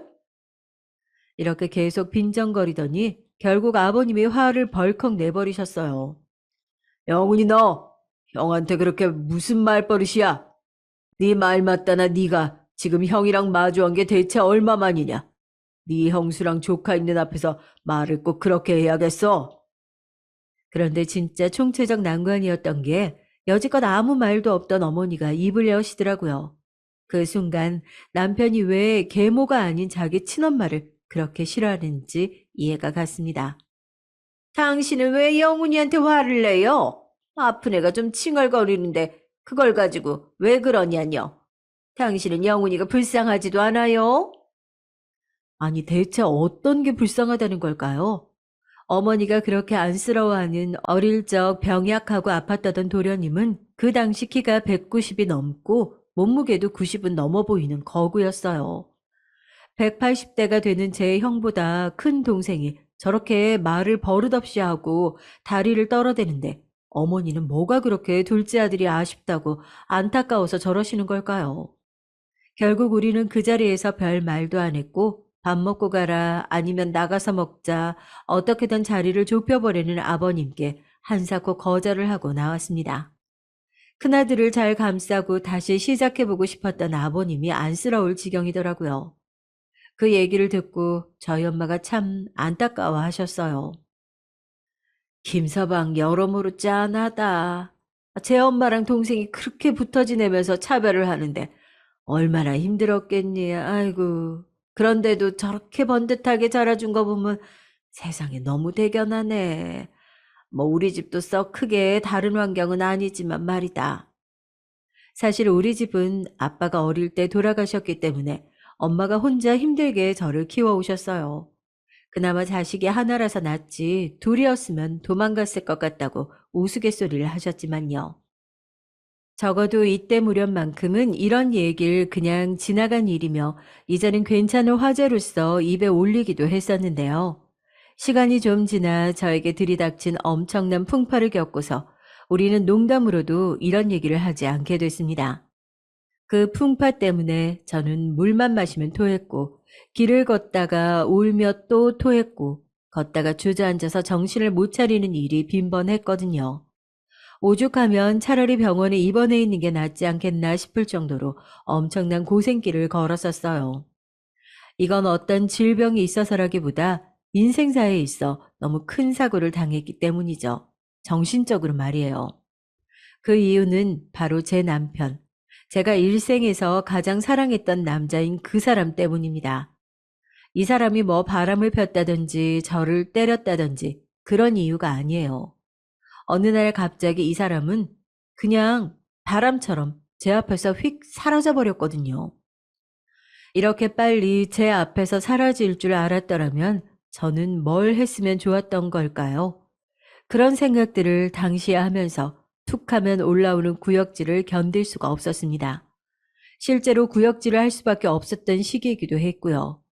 겨우 정신을 차려보니 남편이 제 앞에서 자취를 감추고 얼마 되지 않아 둘째를 가졌다는 걸 알게 됐어요. 이때 엄마가 제 앞에서 정말 얼마나 오열을 하셨는지 몰라요. 세상에 어떻게 닮을 게 따로 있지. 이런 걸 닮냐 우리 딸내미는. 아유. 애미도 애비도 없이 지를 키웠건만 너라도 명줄이 긴 신랑을 데려다가 오래 살았어야지. 이게 뭐냐 정말. 아유. 이럴 줄 알았으면 결혼 허락을 안 했을 텐데. 게다가 하나를 키우는 것도 막막해 죽겠는데 둘까지 안겨놓고 그리 빨리 가면 어쩌라는 거냐. 아이고. 엄마의 말처럼 제 남편은 아주 어이없는 다중추돌 사고로 인해서 제 곁을 떠나게 됐어요. 정말 언짢아처럼 남편이 아주 평범하게 나갔던 출근길, 집에서 핑그르르 굴러다니고 잠도 잘 안 자는 애기 때문에 피곤했던 저는 그날 제대로 인사도 못했어요. 밥 한 끼도 그날 딱히 먹여주지 못했고 남편은 저에게 다정하게 웃으면서 말했죠. 그게 그렇게 장례 내내 가슴이 찢어지도록 저를 아프게 했습니다. 현이야, 너 눈곱이 났대. 애기랑 침대에서 더 잠이나 자. 이따 들어오는 길에 족발 사올 테니까 오늘은 꼭 지난주 못 봤던 영화 같이 보는 거다. 난 이거 귤이랑 호빵 챙겨갈게. 얼른 더 자. 이러면서 남편은 얼른 현관문을 나가버렸어요. 행여나 제가 부담스러울까봐 미안해할까봐 그랬던 것 같아요. 그리고 나서 얼마 시간이 지났을까요? 저는 정말 그때 바보처럼 남편 말대로 아기와 더 자고 있었습니다. 머리가 아프도록 진동 소리가 들려 겨우 손을 짚어가며 전화를 받았고 비로소 남편에게 어떤 일이 일어났는지를 알게 됐답니다. 그 당시 일어났던 사건들을 후에 정신 차리고 다시 보니 뉴스나 인터넷 기사로 아주 짧게 몇 줄 남짓하게 훑고 지나가 버렸어요. 전 이게 너무 낯설고 험상궂게만 느껴졌습니다. 사람이 죽었는데, 내 가족이 죽었는데, 그것도 맨날 내 옆에서 떠들고 같이 머무르던 남편이 죽었는데, 그냥 이렇게 30대 김모 씨 사망만으로 잡힐 일인가 싶어서 말이에요. 정말 세상 별의 거에 다 시비를 걸고 싸우고 싶을 정도로 제정신이 아니었습니다. 이때 저를 대신해서 엄마가 어렵사리 아버님께 연락을 드렸고 아버님은 그때 장례식장에 오셔서 너무나 비통하게 계셨어요. 이렇다 싶게 어떤 말도 하지 못한 채 아들의 영정사진을 보며 조용히 눈물만 흘리셨고요. 제가 이때 너무 넋을 놓고 있다 보니 엄마와 이모들이 와서 챙겨주시긴 했는데 아무튼 이때에는 뭘 해도 온전하게 생각을 하기 힘들더라고요. 저도 저지만 자식을 잃고 더 기가 막혔을 아버님을 신경 쓰지 못했습니다. 이후로 시간이 좀 지났을 무렵 저는 몸이 너무 불편하고 자꾸 구역질에 올라오는 바람에 이 스트레스와 상처가 너무 커서 그런 줄만 알았어요. 설마 임신일 거란 생각은 하지 않았고, 그리고 그러면 안 된다고 생각했었고요.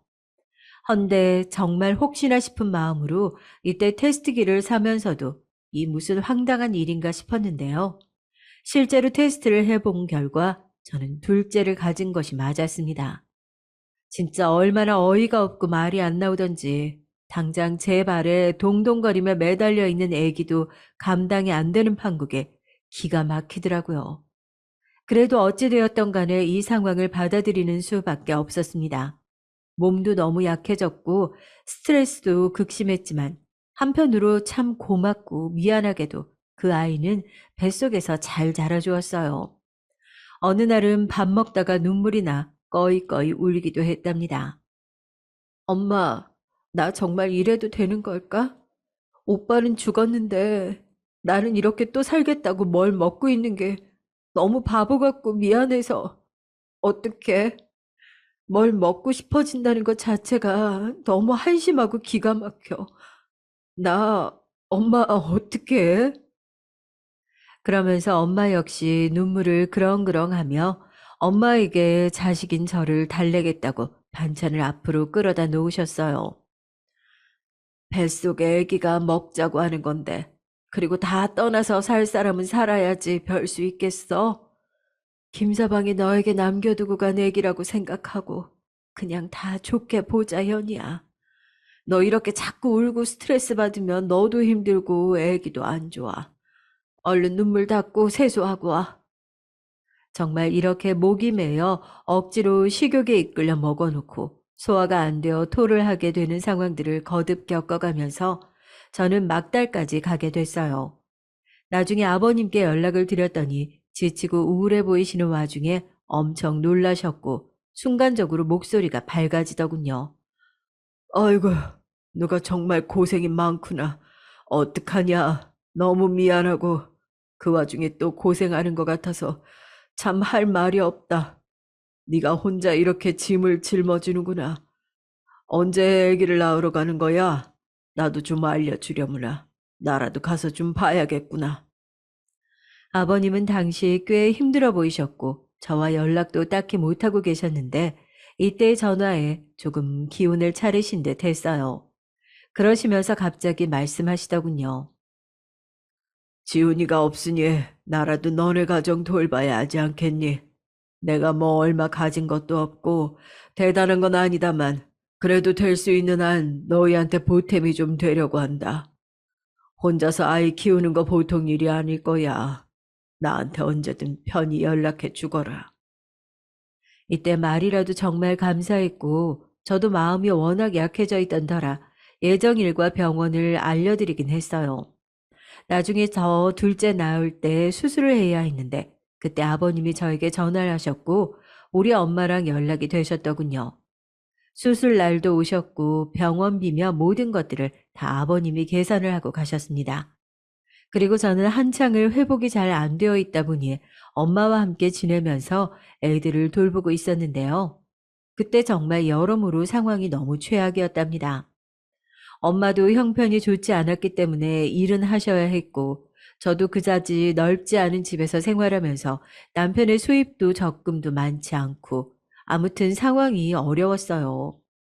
그렇다 보니 아버님이 집으로 가끔 오셨고 큰애라도 봐주셨습니다.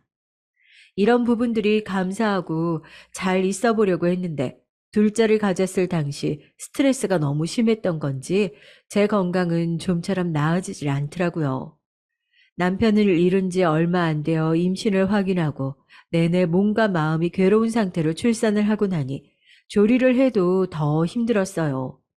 이후로 추가적으로 다른 병들도 심하지 않은 상태로 발견이 됐고 하나하나 다 잡아가다 보니 몸이 너무 축나더라고요. 엄마도 일을 하셔야 하니 저를 봐주실 수도 없고 곤란해하던 차에 아버님이 갑자기 제안을 하셨습니다. 예미야, 그러지 말고 애들 돌보기 힘든데 그냥 우리 집으로 들어와 있거라. 아무렴 여기 사람들이 더 많지 않냐?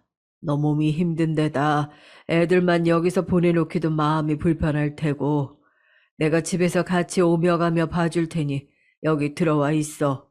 그게 낫지 않겠니? 이때 약간 저도 이 동아줄이라는 것도 잡아야 하나 싶으면서도 거의 왕래가 없었던 어머니와 도련님을 생각하니 썩 내키지가 않더라고요. 그래도 어쩌겠어요. 방법이 있다면 그쪽이라도 잡아봐야 하는 수밖에. 엄마도 별 수 없으셨던지 그렇게 해서 어른들 도움이라도 받으라고 하셨고 저는 100일이 이제 막 지난 둘째까지 데리고 시댁에 들어가게 됐습니다. 그래도 아파트고 우리 집보다 넓은 평수고 작은 방 하나를 치워서 내주신 다음 거실까지 애기들 돌볼 용도로 내주셨어요. 덕분에 그 전에 좁고 좁은 집에서 애기를 키울 때보다는 좀 더 낫더군요. 하지만 환경적으로는 나아졌을지 몰라도 어머니와 도련님을 함께 마주하며 부대끼는 상황은 결코 쉽지 않았습니다. 초반에는 어머니도 자기 손주들이 신기한지 좀 봐주시더니 나중에는 본인도 몸이 안 좋다고 하시면서 아버님과 다투시더라고요. 당신은 당신 마누라 상태는 생각 안 하고, 아이, 저렇게 애들을 집으로 들어오면, 아이, 나는 어떻게 쉬라는 거예요? 어? 나도 건강 상태 최악인데, 당신 진짜 너무하는 거 아니에요?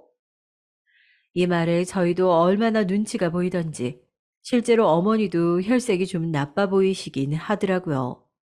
그런데 아버님은 더 이상 물러설 수가 없으셨나 봐요. 당신 아픈 거 나도 알아. 그래서 나도 최대한 하고 있어. 데리고 병원도 다니고 당신에게 해줄 수 있는 건 뭐든 다 하려고 노력하고 있어. 근데 그럼 나는 대체 어떻게 해야 하나? 당신도 힘들겠지만 죽은 큰애 생각은 안 해? 그 밑으로 저렇게 식솔들이 딸려 있는데 쟤네들은 그럼 버려야 돼? 서로 불편하겠지만 그래도 같이 사는 수밖에 없잖아. 이 좀 이해를 해달라고. 그렇게 상황이 넘어가는 듯 했지만 어머님도 갈수록 병사가 나빠지시니 화내고 짜증낼 때가 많으셨어요. 진짜 집안에 아픈 사람 둘에 남의 손이 절실히 필요한 애들까지 둘이 있으니 좋은 분위기가 나올 수가 없겠더라고요. 그 와중에 도련님은 진짜 할 말이 없어요. 어릴 때 아프셨다고는 하지만 사실상 여기서 가장 건강한 존재라고 보여지거든요. 왜냐하면 정말 하루가 멀다 하고 맨날 술 마시고 새벽에 들어오고 여자들도 어찌나 만나고 다니는 건지 집 앞에 웬 여자가 나타나서 깽판을 부린 적도 있었어요. 도련님은 이와 별개로 형수인 저며 본인 조카인 우리 애들한테도 참 유난일 정도로 시비를 걸어대더군요. 형수님은 우리 형 가고 나서 집이며 뭐 재산도 없었어요? 아이, 그거 처분하고 그 뭐야, 사돈 어른이랑 같이 살아도 됐을 것 같은데. 아, 왜 굳이 여기 들어왔대요? 아, 우리 엄마가 손주 봐줄 거라고 생각한 거 아니시죠? 알다시피 우리 엄마 지금 암으로 고생하고 있는데 한창 젊은 형수가 여기 와 이렇게 요양하고 있을 일인지 이해가 안 돼서요. 딱히 기분 나쁘게 듣지 마세요. 저도 이 집 자식이니까 엄마 편 들 수밖에 없지 않나요? 이렇게 살살 치고 빠져버리고 제가 뭐라고 반박하려고 하면 그냥 휙 나가버리더라고요. 얼마나 말을 기분 나쁘게 하는지 몰라요. 남편이 왜 그렇게 동생을 징글징글하게 생각했는지 알겠더라고요. 아, 형수님, 기분 나쁘세요? 아, 왜 그리 화난 표정을 지으시지? 아, 저도 이 집 사람인데 이 정도 말도 못하나. 아, 좋은 하루 보내세요, 그럼. 맨날 이런 식으로 지 할 말 다 해놓고 약을 잔뜩 올린 다음에 쓱 사라져 버렸죠. 그래도 아버님은 퇴근 후에 늘상 아이들을 봐주셨고, 사실 연세 많으신 아버님이야말로 이 집에서 가장 바쁘고 힘들게 사시는 것 같아서 늘 죄송할 따름이었죠. 그런 와중에 집에 또 다른 큰일이 생기게 됐으니 이 부분이 저도 살면서 늘 불편했던 부분이지만 어머니의 병세가 점점 더 악화되시더니 이윽고 그만 가족 곁을 떠나게 되셨습니다. 같이 살 때 이미 워낙 몸이 안 좋으셨기에 크게 접촉할 일은 없었지만 어찌되었건 시어머니셨으니 마음이 좋지 않고 늘 무거웠어요.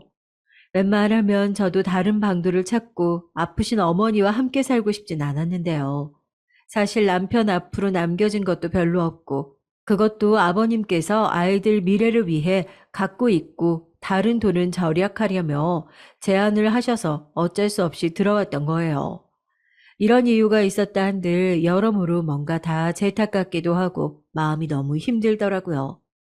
이때도 집안 분위기가 축 늘어져 있었는데 그 와중에 저를 죽을 듯 물고 늘어지는 도련님을 아버님께서 엄청 야단치셨어요. 그만해라, 영훈아. 이 집에서 이 지금 마음 편한 사람이 어딨어? 네 형수 탓하기 전에 네 행실이나 다시 봐라. 그러는 너는 네가 그렇게 끔찍하게 아끼는 엄마 두고 엄마 아플 때 뭘 했냐? 네 형수가 엄마 죽 끓이고 애 보고 할 동안 넌 뭐 했냐고. 이렇게 아버님이 그나마 제 역성을 들어주셨고 성격은 나쁘고 맨날 제멋대로였던 도련님은 더 이상 못 견디겠다면서 혼자 집을 구해서 나가버렸어요. 진짜 어이가 없더라고요. 심지어 그 독립하는 돈까지도 아버님에게 단단히 요구를 해가지고 챙겨 나가더군요. 이런 모습을 보고 있자니 여러모로 아버님의 상황이 점점 더 안쓰럽게 느껴졌어요. 어릴 적 둘째 아들이 아파서 큰아들을 못 챙겨줬고 성인이 되어서 큰아들은 집을 나가버렸고 나중에 장가갈 무렵 겨우 연락이 되어서 좀 챙기려고 했더니 사고로 떠나버렸잖아요. 그렇게 해서 손주와 며느리를 챙겨서 힘들게 거둬들이셨는데 얼마 안 가서 아내도 몸이 아파 곁을 떠나셨고 둘째 아들이 또 반항을 하면서 집을 나가버렸으니 정말 얼마나 필요하실까 싶었네요. 저라도 이런 마음을 헤아려야 할 것 같아 아이들이 4살, 2살이 되던 해부터 다시 직장을 나가게 됐습니다. 어린이집에 맡기고 중간중간 아이들이 아프고 열이 펄펄 나서 다시 울며 데려오던 때도 있었지만 말이에요. 그때마다 아버님은 저를 외려 더 달래주셔서 더 속상하고 죄송하더군요. 애미야, 너무 무리하지 마라. 너 요즘 잠을 제대로 못 자는 것 같구나. 새벽에 자고 새벽에 일어나서야 되겠니? 주말에는 너도 좀 늦잠도 자고 하려무나. 그러시면서 국을 왕창 끓여주시기도 하고, 주말에는 본인이 일찍 일어나셔서 손주들 데리고 공원도 다녀오시고, 이런 부분이 가끔 눈물 나기도 했어요. 제가 친정아빠가 안 계셔서 그런지 가끔 너무 힘든 시기에 별 생각이 다 들더라고요. 우리 아빠가 있었으면 저렇게 손주들을 봐주셨을까, 이런 마음 말이에요.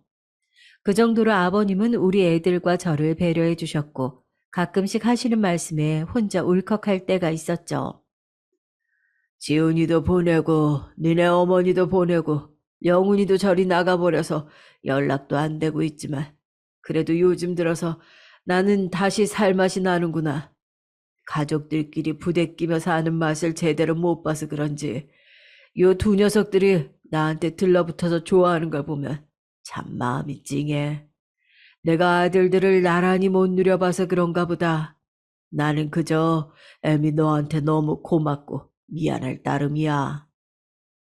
아버님의 그런 말을 들을 때마다 너무 감사하고 죄송했고, 이렇게 함께 키워주시고 돌봐주신 덕분에 큰애가 초등학교에 들어갈 무렵까지 겨우겨우 버틸 수가 있었습니다. 일하는 저 대신 어린이집 학부모 참관 수업도 가주시고, 주중에 녹초가 되어 주말에 쓰러진 저를 대신해서 애들과 공원에도 가주셨거든요. 생활비를 정말 제가 온몸을 다 혹사해가며 벌었기에 특별히 크게 걱정이 없었지만, 애들에게 잘해주지 못하고 집안일을 신경 쓰지 못하는 부분들을 아버님께서 오롯이 챙겨주셨습니다. 그렇게 큰애가 초등학교에 들어가고 얼마 되지 않아 한동안 그저 다람쥐 쳇바퀴 돌듯 반복되어지던 일상 안에 큰 사건이 또 하나 스며들게 됐죠. 바로 다름 아닌 아버님의 췌장암 판정 말입니다. 이때 아버님이 소화도 잘 못하시고 여러모로 몸에 불편한 것들이 많이 보이셨는데 계속 병원 진료를 미루셨거든요.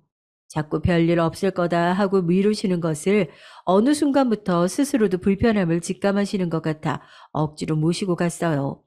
그랬는데 세상에 췌장암 판정이라뇨. 게다가 우리가 이 상황을 발견하게 된 것은 상당히 늦은 시기였습니다. 아버님도 초반에 많이 충격을 받으셨지만 갈수록 덤덤한 모습으로 말씀을 하시는데 그게 더 마음이 아프더라고요. 영훈이 녀석이 제 아빠 아픈 건 알고 있으려나. 자식이라고는 지 하나밖에 없는데 어쩜 그렇게 연락을 안 하냐. 아유. 보다 안 되겠다 싶어서 제가 도련님께 연락을 했는데 그때 도련님의 반응은 정말 차라리 거짓말이었으면 좋겠다 싶을 정도의 어이없는 대답이었어요. 아버지요? 아버지가 췌장암이요? 아, 언제부터요? 아, 진짜. 아, 어떡해. 이렇게 놀라시길래 뒤늦게라도 알려드리길 잘했다고 생각하고 있었는데 그 뒤의 반응에 저는 너무 기가 막혀 화가 났어요. 형수님, 대체 형수님 뭐 하신 거예요? 우리 아빠가 무슨 형수님 부려먹는 노예도 아니고 나이 많은 노인네를 그렇게 바쁘게 굴려가면서 혹사시키면 어떡하냐고요. 아빠가 맨날 애들 뒤치다꺼리나 하다가 저 모양 된 거 아닙니까? 형수님이 책임질 거예요? 아, 진짜 성질나네, 정말. 정말 시동생의 이런 말을 듣고 뒤집어지지 않을 사람이 있을까요? 저는 정말 어찌 반응을 해야 될지 몰라서 부글거리는 속을 안고 참고 있었는데요. 도저히 안 되겠어서 한마디 했는데 싸움이 커졌습니다.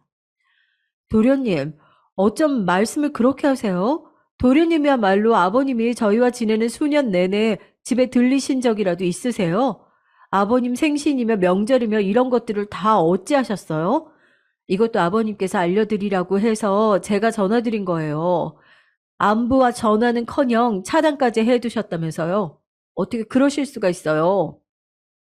이랬더니 돌아오는 말이 너무 가관인 게 눈앞에 있었으면 진짜 험악하게 싸웠겠더라고요. 와, 형수님, 지금 뭐 제 탓이라도 하고 싶으신 거예요? 대단하시네. 아주 박수라도 쳐드려야겠어요, 응? 저랑 아빠 관계에 형수님이 뭔데 간섭질이세요. 그 집에 사시니까 뭐 우리 엄마 대신 안주인이라도 된 줄 아세요? 내가 우리 아빠랑 연락을 하건 말건 뭔 상관이냐고, 진짜. 급기야 마지막에 저에게 반말을 해가면서 고래고래 소리를 지르는데 이건 진짜 안 되겠다 싶어서 전화를 끊었어요. 아버님께도 그냥 여부를 알려드렸다고만 하고 더 이상은 자세히 말도 못하겠더라고요. 저도 너무 화가 나서 참을 수가 없었고 이후로 상황을 어떻게 풀어야 할지 모르겠고 그런 와중에 아버님은 병세가 더 악화되셨고 도저히 안 될 것 같아서 정말 어쩔 수 없이 도련님을 호출하게 됐는데요.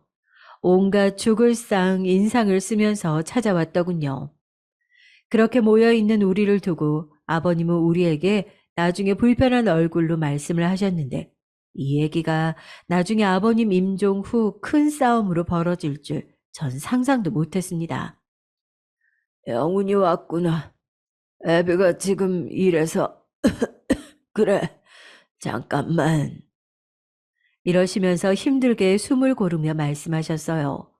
현재 살고 있는 아파트가 전 재산이니 이걸 처분해서 도련님에게 반을, 그리고 저와 아이들에게 반씩 이렇게 나눠서 처분하라고요.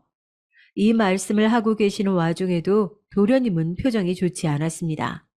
저는 단순히 자기 아버지가 저렇게 아프니 속상해서 그런 줄 알았는데 몇 번이나 그렇게 싫은 일을 당해놓고도 너무 순진했던 걸까요? 나중에 가서 도련님의 태도는 아주 험악해지더군요. 바로 아버님의 장례를 힘겹게 마친 이후에 잽싸게 도련님은 저에게 얼굴을 아주 가까이 맞닥뜨리시더니 무서울 정도로 강조해서 말을 하는 거예요. 형수님, 저기요. 그간 편히 사셨으면 됐지. 더 이상 우리 집에서 재미 볼 생각 안 하시는 게 좋을 거예요. 이거 무슨 말인지 아시죠?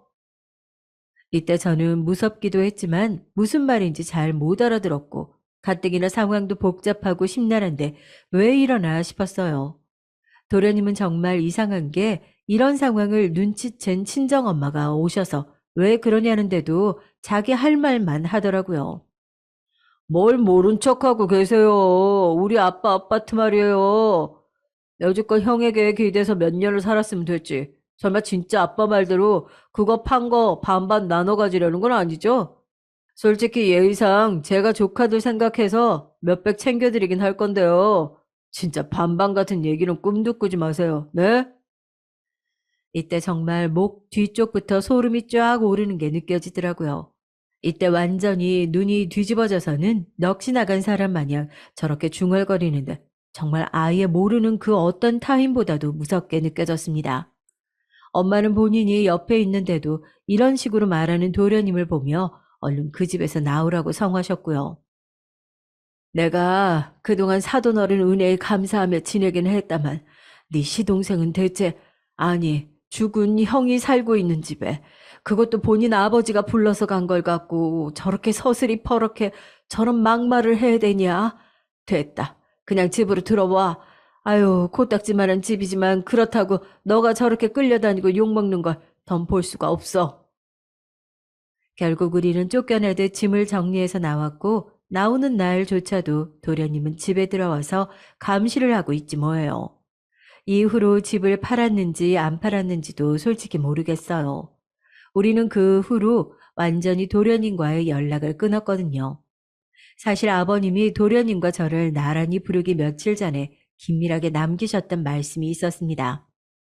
아들 성격을 평소에 무척 부담스러워 하셨고 그나마 저랑 같이 지낸 시간이 많으셔서 그런지 따로 편지 같은 걸 적어두셨다고 하더군요. 그런데 이때 갑자기 좀 당황스러운 말씀을 하셔서 세상 왜 이러시나 싶었어요. 애미야. 편지는 지금 보지 말고 나중에 봐라. 저기 언제쯤이려나. 아, 그래. 한 10년 뒤쯤에 봤으면 좋겠구나. 지금은 그냥 놔두거라. 이때 아버님이 힘들게 꺼내주신 편지는 마트 상품권 봉투 안에 들어있었는데 웬일인지 당장은 보지 말고 나중에 보라고 하시더군요. 그래서인지 저도 이때 이걸 받아들고 별 생각이 많았어요. 대체 무슨 내용의 편지이기에 보지 말라고 하시는 걸까 말이에요. 그러면서도 일단은 본인 아들을 불러다가 유언하시기 전에 신중하게 하신 말씀이니 제 마음대로 그냥 한번 들춰보고 그런 건 안 될 것 같아서 그대로 참고 있었죠. 이후로는 저도 그 편지와 다른 짐들을 챙겨서 나왔고, 솔직히 잊고 있진 않았어요. 내용이 너무 궁금하긴 했고요. 아무리 생각해봐도 이 복잡한 가정사에 대한 내용이 아닐까 싶더군요.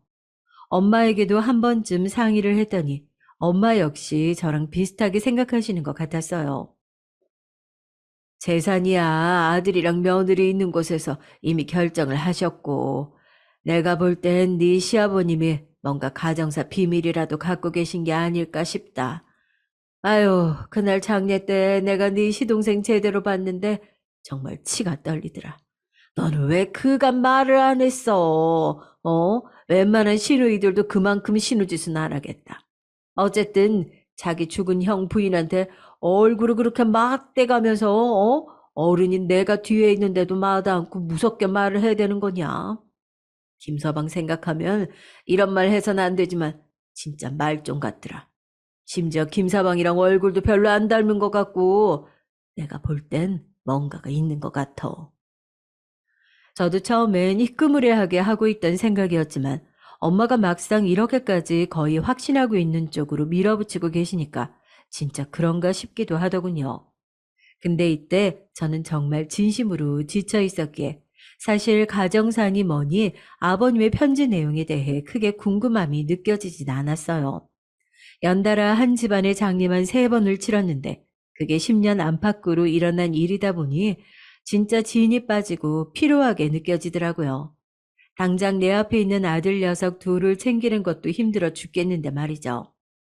이후로 엄마는 그간 못 거뒀던 손주들이 들어왔으니 한층 더 바빠지셨고 저는 기존에 하던 일들을 여전히 유지해 나가면서 더더욱 정신이 없었습니다.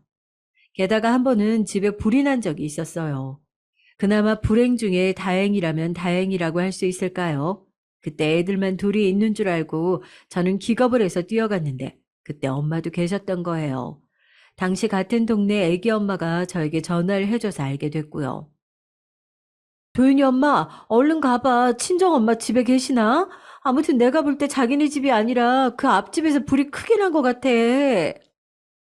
이때 집을 향해 택시를 타고 거의 날아가듯 가는 순간 속으로 또 얼마나 서러움이 밀려오고 공포감이 엄습하던지 대체 내 인생은 왜 이렇게 엉망인 건지 눈물만 흐르더군요.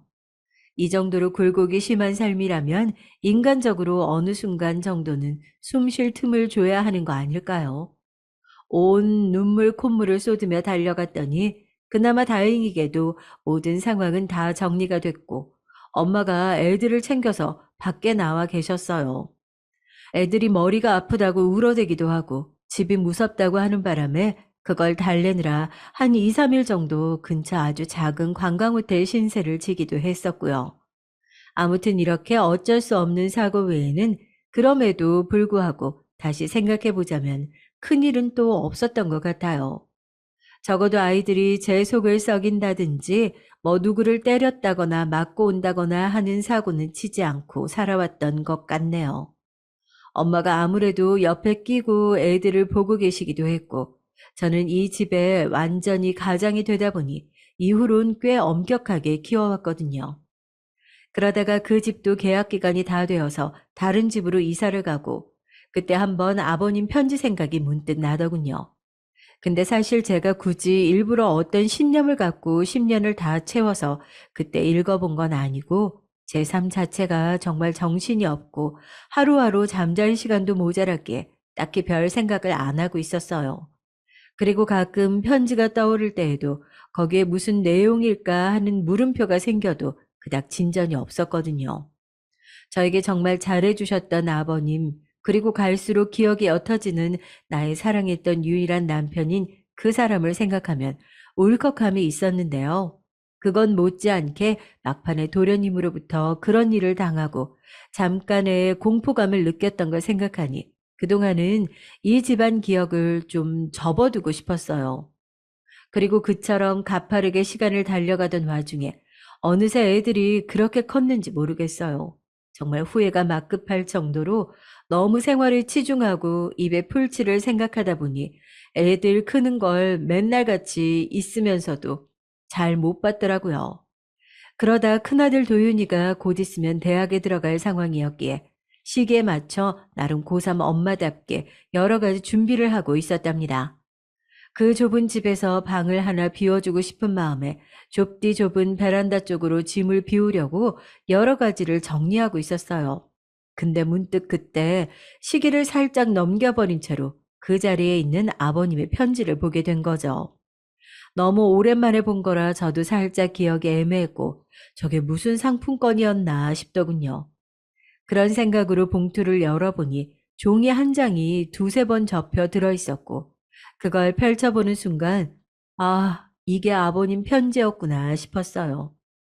첫 줄부터 저를 부르는 말씀에 생각이 많아지려던 찰나에 대체 무슨 말씀을 하고 싶으셨기에 이렇게 꽁꽁 묻어두셨던 건가 싶더군요. 그런데 이후로 이어지는 편지 내용은 이전에 저나 엄마가 전혀 생각지도 상상도 못했던 내용이었어요. 어쩌면 제가 하도 도련님에게 당했던지라 정말 친아들이긴 할까 어디서 데려오신 게 아닐까 했던 그런 가족관계 진실 같은 얘기도 아니었고요. 이건 다시 떠올려봐도 그 당시 제가 어지간히 도련님으로 인해 힘들었고 친정엄마조차 벼르고 있었던지라 우리의 생각이 너무 선을 넘은 것 같기도 해요. 아무튼 그 안에 들어있는 내용은 정말 전혀 생뚱맞은 갑작스러운 돈 얘기가 적혀 있었어요. 그것도 그 얼마 안 되는 몇 줄 안에 말이에요.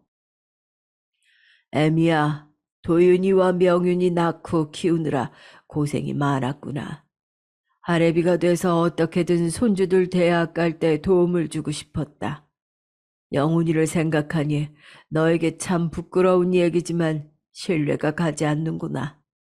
할애비로서 경제적으로 보탬이 되고 싶어 다른 곳에 부탁을 해두었다. 이쪽으로 연락을 해서 만나보거라. 아버님 편지 안에는 정말 저렇게 적혀 있었어요. 그러면서 김영필이라는 이름과 함께 연락처와 주소를 적어두셨더라고요. 아버님의 친한 친구라고 쓰시고 그 옆에 저렇게 적어두신 건데 이때 얼마나 얼떨떨하고 실감이 안 나던지 한참을 붙들고 있었습니다. 나중에 엄마에게 얘기를 했더니 엄마도 무척 황당해 하셨고요. 그러다가 말미에는 그럼 한번 연락이라도 해보자고 하시는 거예요. 아, 어쨌든 네 시아버님이 그렇게 하라고 한 거잖아. 보니까 자기 아들이 못마땅하긴 했나 보네. 아마 그 아파트도 당연히 너 안 줄 거라고 생각하신 것 같다. 그리고 네 시동생 성격 봐라. 그 안에 네가 뭐라도 네 아버님한테 받아 챙기는 것 같았으면 가만히 있었겠냐? 아주 난리 부르스를 치며 쫓아다녔겠지. 일단 아버님이 좋은 마음으로 자기 손주들 보살피고 싶어서 챙겨둔 거 아니야. 그러니까 연락이라도 해봐. 엄마 얘기를 듣고 나니 저도 좀 그런 것 같기도 하고 이러나 저러나 연락이라도 한번 드려보는 것이 맞지 않을까 싶어서 전화를 한번 걸어봤어요. 그랬는데 연락이 안 되더라고요. 없는 번호라고 나오길래 그냥 말았는데 엄마는 계속 권유를 하시더군요. 아이, 그럼 주소라도 한번 찾아가 봐. 아, 그래도 별 수 없으면 말아야지 뭐 어쩌겠어. 해볼 건 해보고 포기를 해야지. 아, 네 아버님도 나중에 며느리가 애지간히 알아서 찾아가겠지 싶어서 맡겼을 텐데. 그냥 그렇게 아무것도 안 하고 있으면 안 되지. 도윤이 명윤이를 생각해서 한번 가보기라도 해봐. 응? 이때 저는 일도 많고 아들 대학 입시 준비 때문에 등록금이며 신경 쓸 게 많다 보니 주말에도 일을 하고 있었어요. 그래서 그냥 안 가고 말려고 하는데 하도 엄마가 재촉을 하시더군요. 결국 토요일 반나절 일을 빼고서는 주소대로 찾아가서 다녀오게 됐는데요. 세상에 아버님 친구분이라고 하셨던 김영필 씨는 그 자리에 안 계신 거예요. 그런데 일단 그분 가족들이 계시긴 하더라고요. 할머님 한 분만 그 집에 살고 계셨어요. 저는 이런 사정을 모르니 당연히 친구분이 계실 줄 알고 아버님 편지를 들고 갔었는데요. 대강 사정을 말했더니 다행히도 할머님께서 아는 체를 하시더라고요. 아, 덕종 씨. 그러니까 그 시아버님이 김덕종 씨죠? 거기 며느리고. 아이고, 오긴 오는구나. 아, 나도 잊어버릴 뻔했어. 아니, 잊으면 안 되지. 일단 들어와요. 결국 어영부영 따라 들어갔는데 사정을 듣고 보니 참 대체 무슨 일이 벌어지고 있는 건지 하나부터 열까지 이해가 가지 않았어요. 이런 일이 저 같은 평범한 사람에게, 아니 저처럼 하는 일마다 그닥 무난하게 풀리는 법이 없는 사람한테 일어나기도 하나 봐요. 우리 남편은 3년 전에 먼저 갔어요. 그러면서 나한테 꼭 덕종 씨가 맡긴 거는 제대로 전해주라고 했고, 둘이 사이가 엄청 막역했거든. 그 옛날에 우리 시어머니가 돌아가셨어요. 그때 덕종 씨가 우리 남편이랑 엄청 친했거든. 형편이 썩 좋지 않을 때에는 와서는 장례도 치러주고 자리도 지켜주고 우리 딸 시집 보낼 때도 돈도 얼마 보태줬지. 이후로 우리 형편이 나아져서 갚으려고 하니까 또 그걸 싫어하더라고. 하여간 그런 사람이야. 그 짝 시아버님은 말이야. 이렇게 말씀하시는데 확실히 저희 아버님에 대해서 기억을 좋게 갖고 계시는 것 같더라고요. 아버님과 이 친구분도 역시나 사이가 좋았던 것 같고요. 그러면서 저에게 아버님이 이분께 맡기신 금액을 말해주셨는데, 저는 정말 그 자리에서 듣고 기절할 뻔했어요. 그때 참 낯선 분위기라 저도 모르게 무릎을 다소곳이 꿇고 앉아 있었는데, 얼마나 당황스럽던지 갑자기 다리에 쥐가 났지 뭡니까. 몇 번이나 듣고도 믿을 수가 없어서 계속 여쭤봤고요. 나중에 할머님께서는 살짝 귀찮아지신 것 같았어요. 글쎄 계속 물어가면서도 확신이 오지 않던 그 숫자는 다름 아닌 5억이라는 금액을 아버님께서 맡겨두셨던 거예요. 어떻게 그런 돈을 갖고 계셨던 건지도 모르겠고, 생각해보면 아버님은 그렇게 유복하지도, 그렇다고 절대 부족하지도 않은 생활을 유지하고 계셨기에 도통 가늠이 안 되더라고요. 우리 애들이 둘이라고 하고 나이 차이도 얼마 안 난다지만 등록금으로 쓰기엔 정말 터무니없이 많은 돈이었어요. 아버님은 아무래도 손주들의 이후의 삶을 생각해서 두신 것이 아닌가 싶었는데 그 얘기를 친구분께 하셨더군요. 나도 오래돼서 기억이 잘 안 나는데 하여간 독종 씨 자체는 참 좋은 사람인데 자식 복이 별로 없더라고. 아니 그 집 큰아들 지훈이가 우리가 얼마나 예뻐했는데. 영훈이는 아팠고 말이야. 맞죠? 애기 엄마는 기억할지 모르겠는데 우리 지훈이 장례 때도 갔었어. 우리 남편이 그때 얼마나 가슴 아파했는지 몰라. 나중에 연락을 해보니까 며느리랑 손주 걷어서 키우고 있다고 하더라고. 이때 얼마나 안쓰럽든지 말이야. 그러면서 계속 말씀을 하시는데 갈수록 가슴이 먹먹해지더라고요. 우리도 덕종 씨한테 도움 받은 거 많고 어릴 때 그 집이랑 우리 집이랑 애들끼리 놀러 가기도 했었어. 그런데 덕종 씨는 애들이 클수록 점점 곤욕을 앓는 데다가 자식 얘기만 나오면 힘들어했거든. 나중에 아들이 그리 되었는데도 우리가 도와줄 수 있는 것도 없고 얼마나 갑갑했는지 몰라. 그런데다가 덕종 씨가 갈 때쯤 돼서 우리한테 이런 부탁을 한 거예요. 생전에 남한테 부탁 같은 거 안 하는 사람이 말이야. 그러니 잘 맡아줘야 했지. 그럼 게다가 상황이 얼마나 안 됐어. 애비 없이 남은 손주들 앞날 지켜주고 싶어서 그런다는데. 저는 언제부터인지도 기억이 안 날 만큼 말할 수 없는 깊은 탄식과 눈물이 줄줄 흘러나오고 있었던 것 같아요. 아버님은 우리 애들의 대학 등록금이라든지 애들이 앞으로 살아갈 얼마간이라도 도움이 되고 싶어서 그런 목돈을 맡겨두셨던 겁니다. 믿을 만한 친구에게 말이죠. 가급적 자식에게 맡겨둔다든지 아니면 일찍이 해주고 떠나고 싶으셨을 수도 있었을 텐데요. 도무지 그럴 수가 없는 본인 아들과의 관계 때문에 얼마나 마음이 불편하셨을까요? 그러면서도 끝끝내 손주들까지 저렇게 신경을 쓰고 가셨던 걸 생각하니 숨을 거두시는 순간까지 계속 걱정만 하시며 눈을 감으셨던 것 같습니다.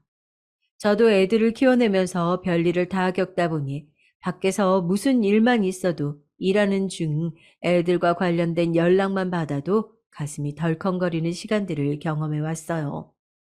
내가 얘네들을 두고 사고라도 나서 먼저 눈 감으면 절대 안 된다는 생각을 하며 날마다 전쟁터로 달려나갔던 날들이 떠오르니 죽는 날까지 핏줄 걱정하셨던 아버님의 마음이 어떤지 감히 조금은 알 것 같기도 했습니다. 한편으로는 금액이 너무 많은 것 같아서 고민이 됐는데 할머님은 이제 자기가 신경 쓸 일이 아니니 본래 아버님 뜻대로 전액을 가져가라고 하시더군요. 결국 그리에 실감이 안 나는 상태로 그 금액을 받게 됐고 그렇게 된 게 아직 몇 달이 지나지 않았어요. 아직도 단 한 푼도 10원도 이체해 보지 않은 채 그대로 통장에 갖고 있으며 당분간은 그냥 이 상태를 유지할 것 같아요. 아무리 어렵게 살아왔다지만 애들 등록금이라든지 당장 어찌어찌 헤쳐나갈 수 있는 돈들은 그럭저럭 막 보충해 가면서 살아왔으니까요. 너무 막막하게만 살아왔던 인생이지만 이제 애들도 나름대로 컸고 경제적으로 찢어지게 곤란할 정도로 힘든 삶까진 아니에요. 그러니 아버님께서 이렇게 남기신 금액을 덜컥 받는 것이 새삼 죄스럽기도 하고 마음이 너무 어렵기도 하네요. 이미 도련님과 연락 두절이 된 지 수년이 지났지만 왠지 모르게 나중에 어떻게라도 알아내서 찾아오면 어쩌나 겁이 나기도 하고요. 아버님 뜻대로 행하는 쪽에 저도 마음을 두고 있기는 하지만 고민을 안 할 수가 없는 요즘입니다. 사연을 여기까지 들어주신 분들께 여쭙고 싶은데요. 만약 저 같은 경우에 이 돈을 가지고 어떻게 하실 것 같나요? 저의 이런저런 사정들을 고려했을 때 말이에요. 그냥 덜컥 쓴다는 것이 생각보다 그리 쉽게 내키지가 않고 엄두가 안 나서 판단이 잘 서지 않습니다. 여러분들의 조언이 필요해요. 댓글로 남겨주신다면 감사하겠습니다. 지금까지 들어주셔서 감사합니다.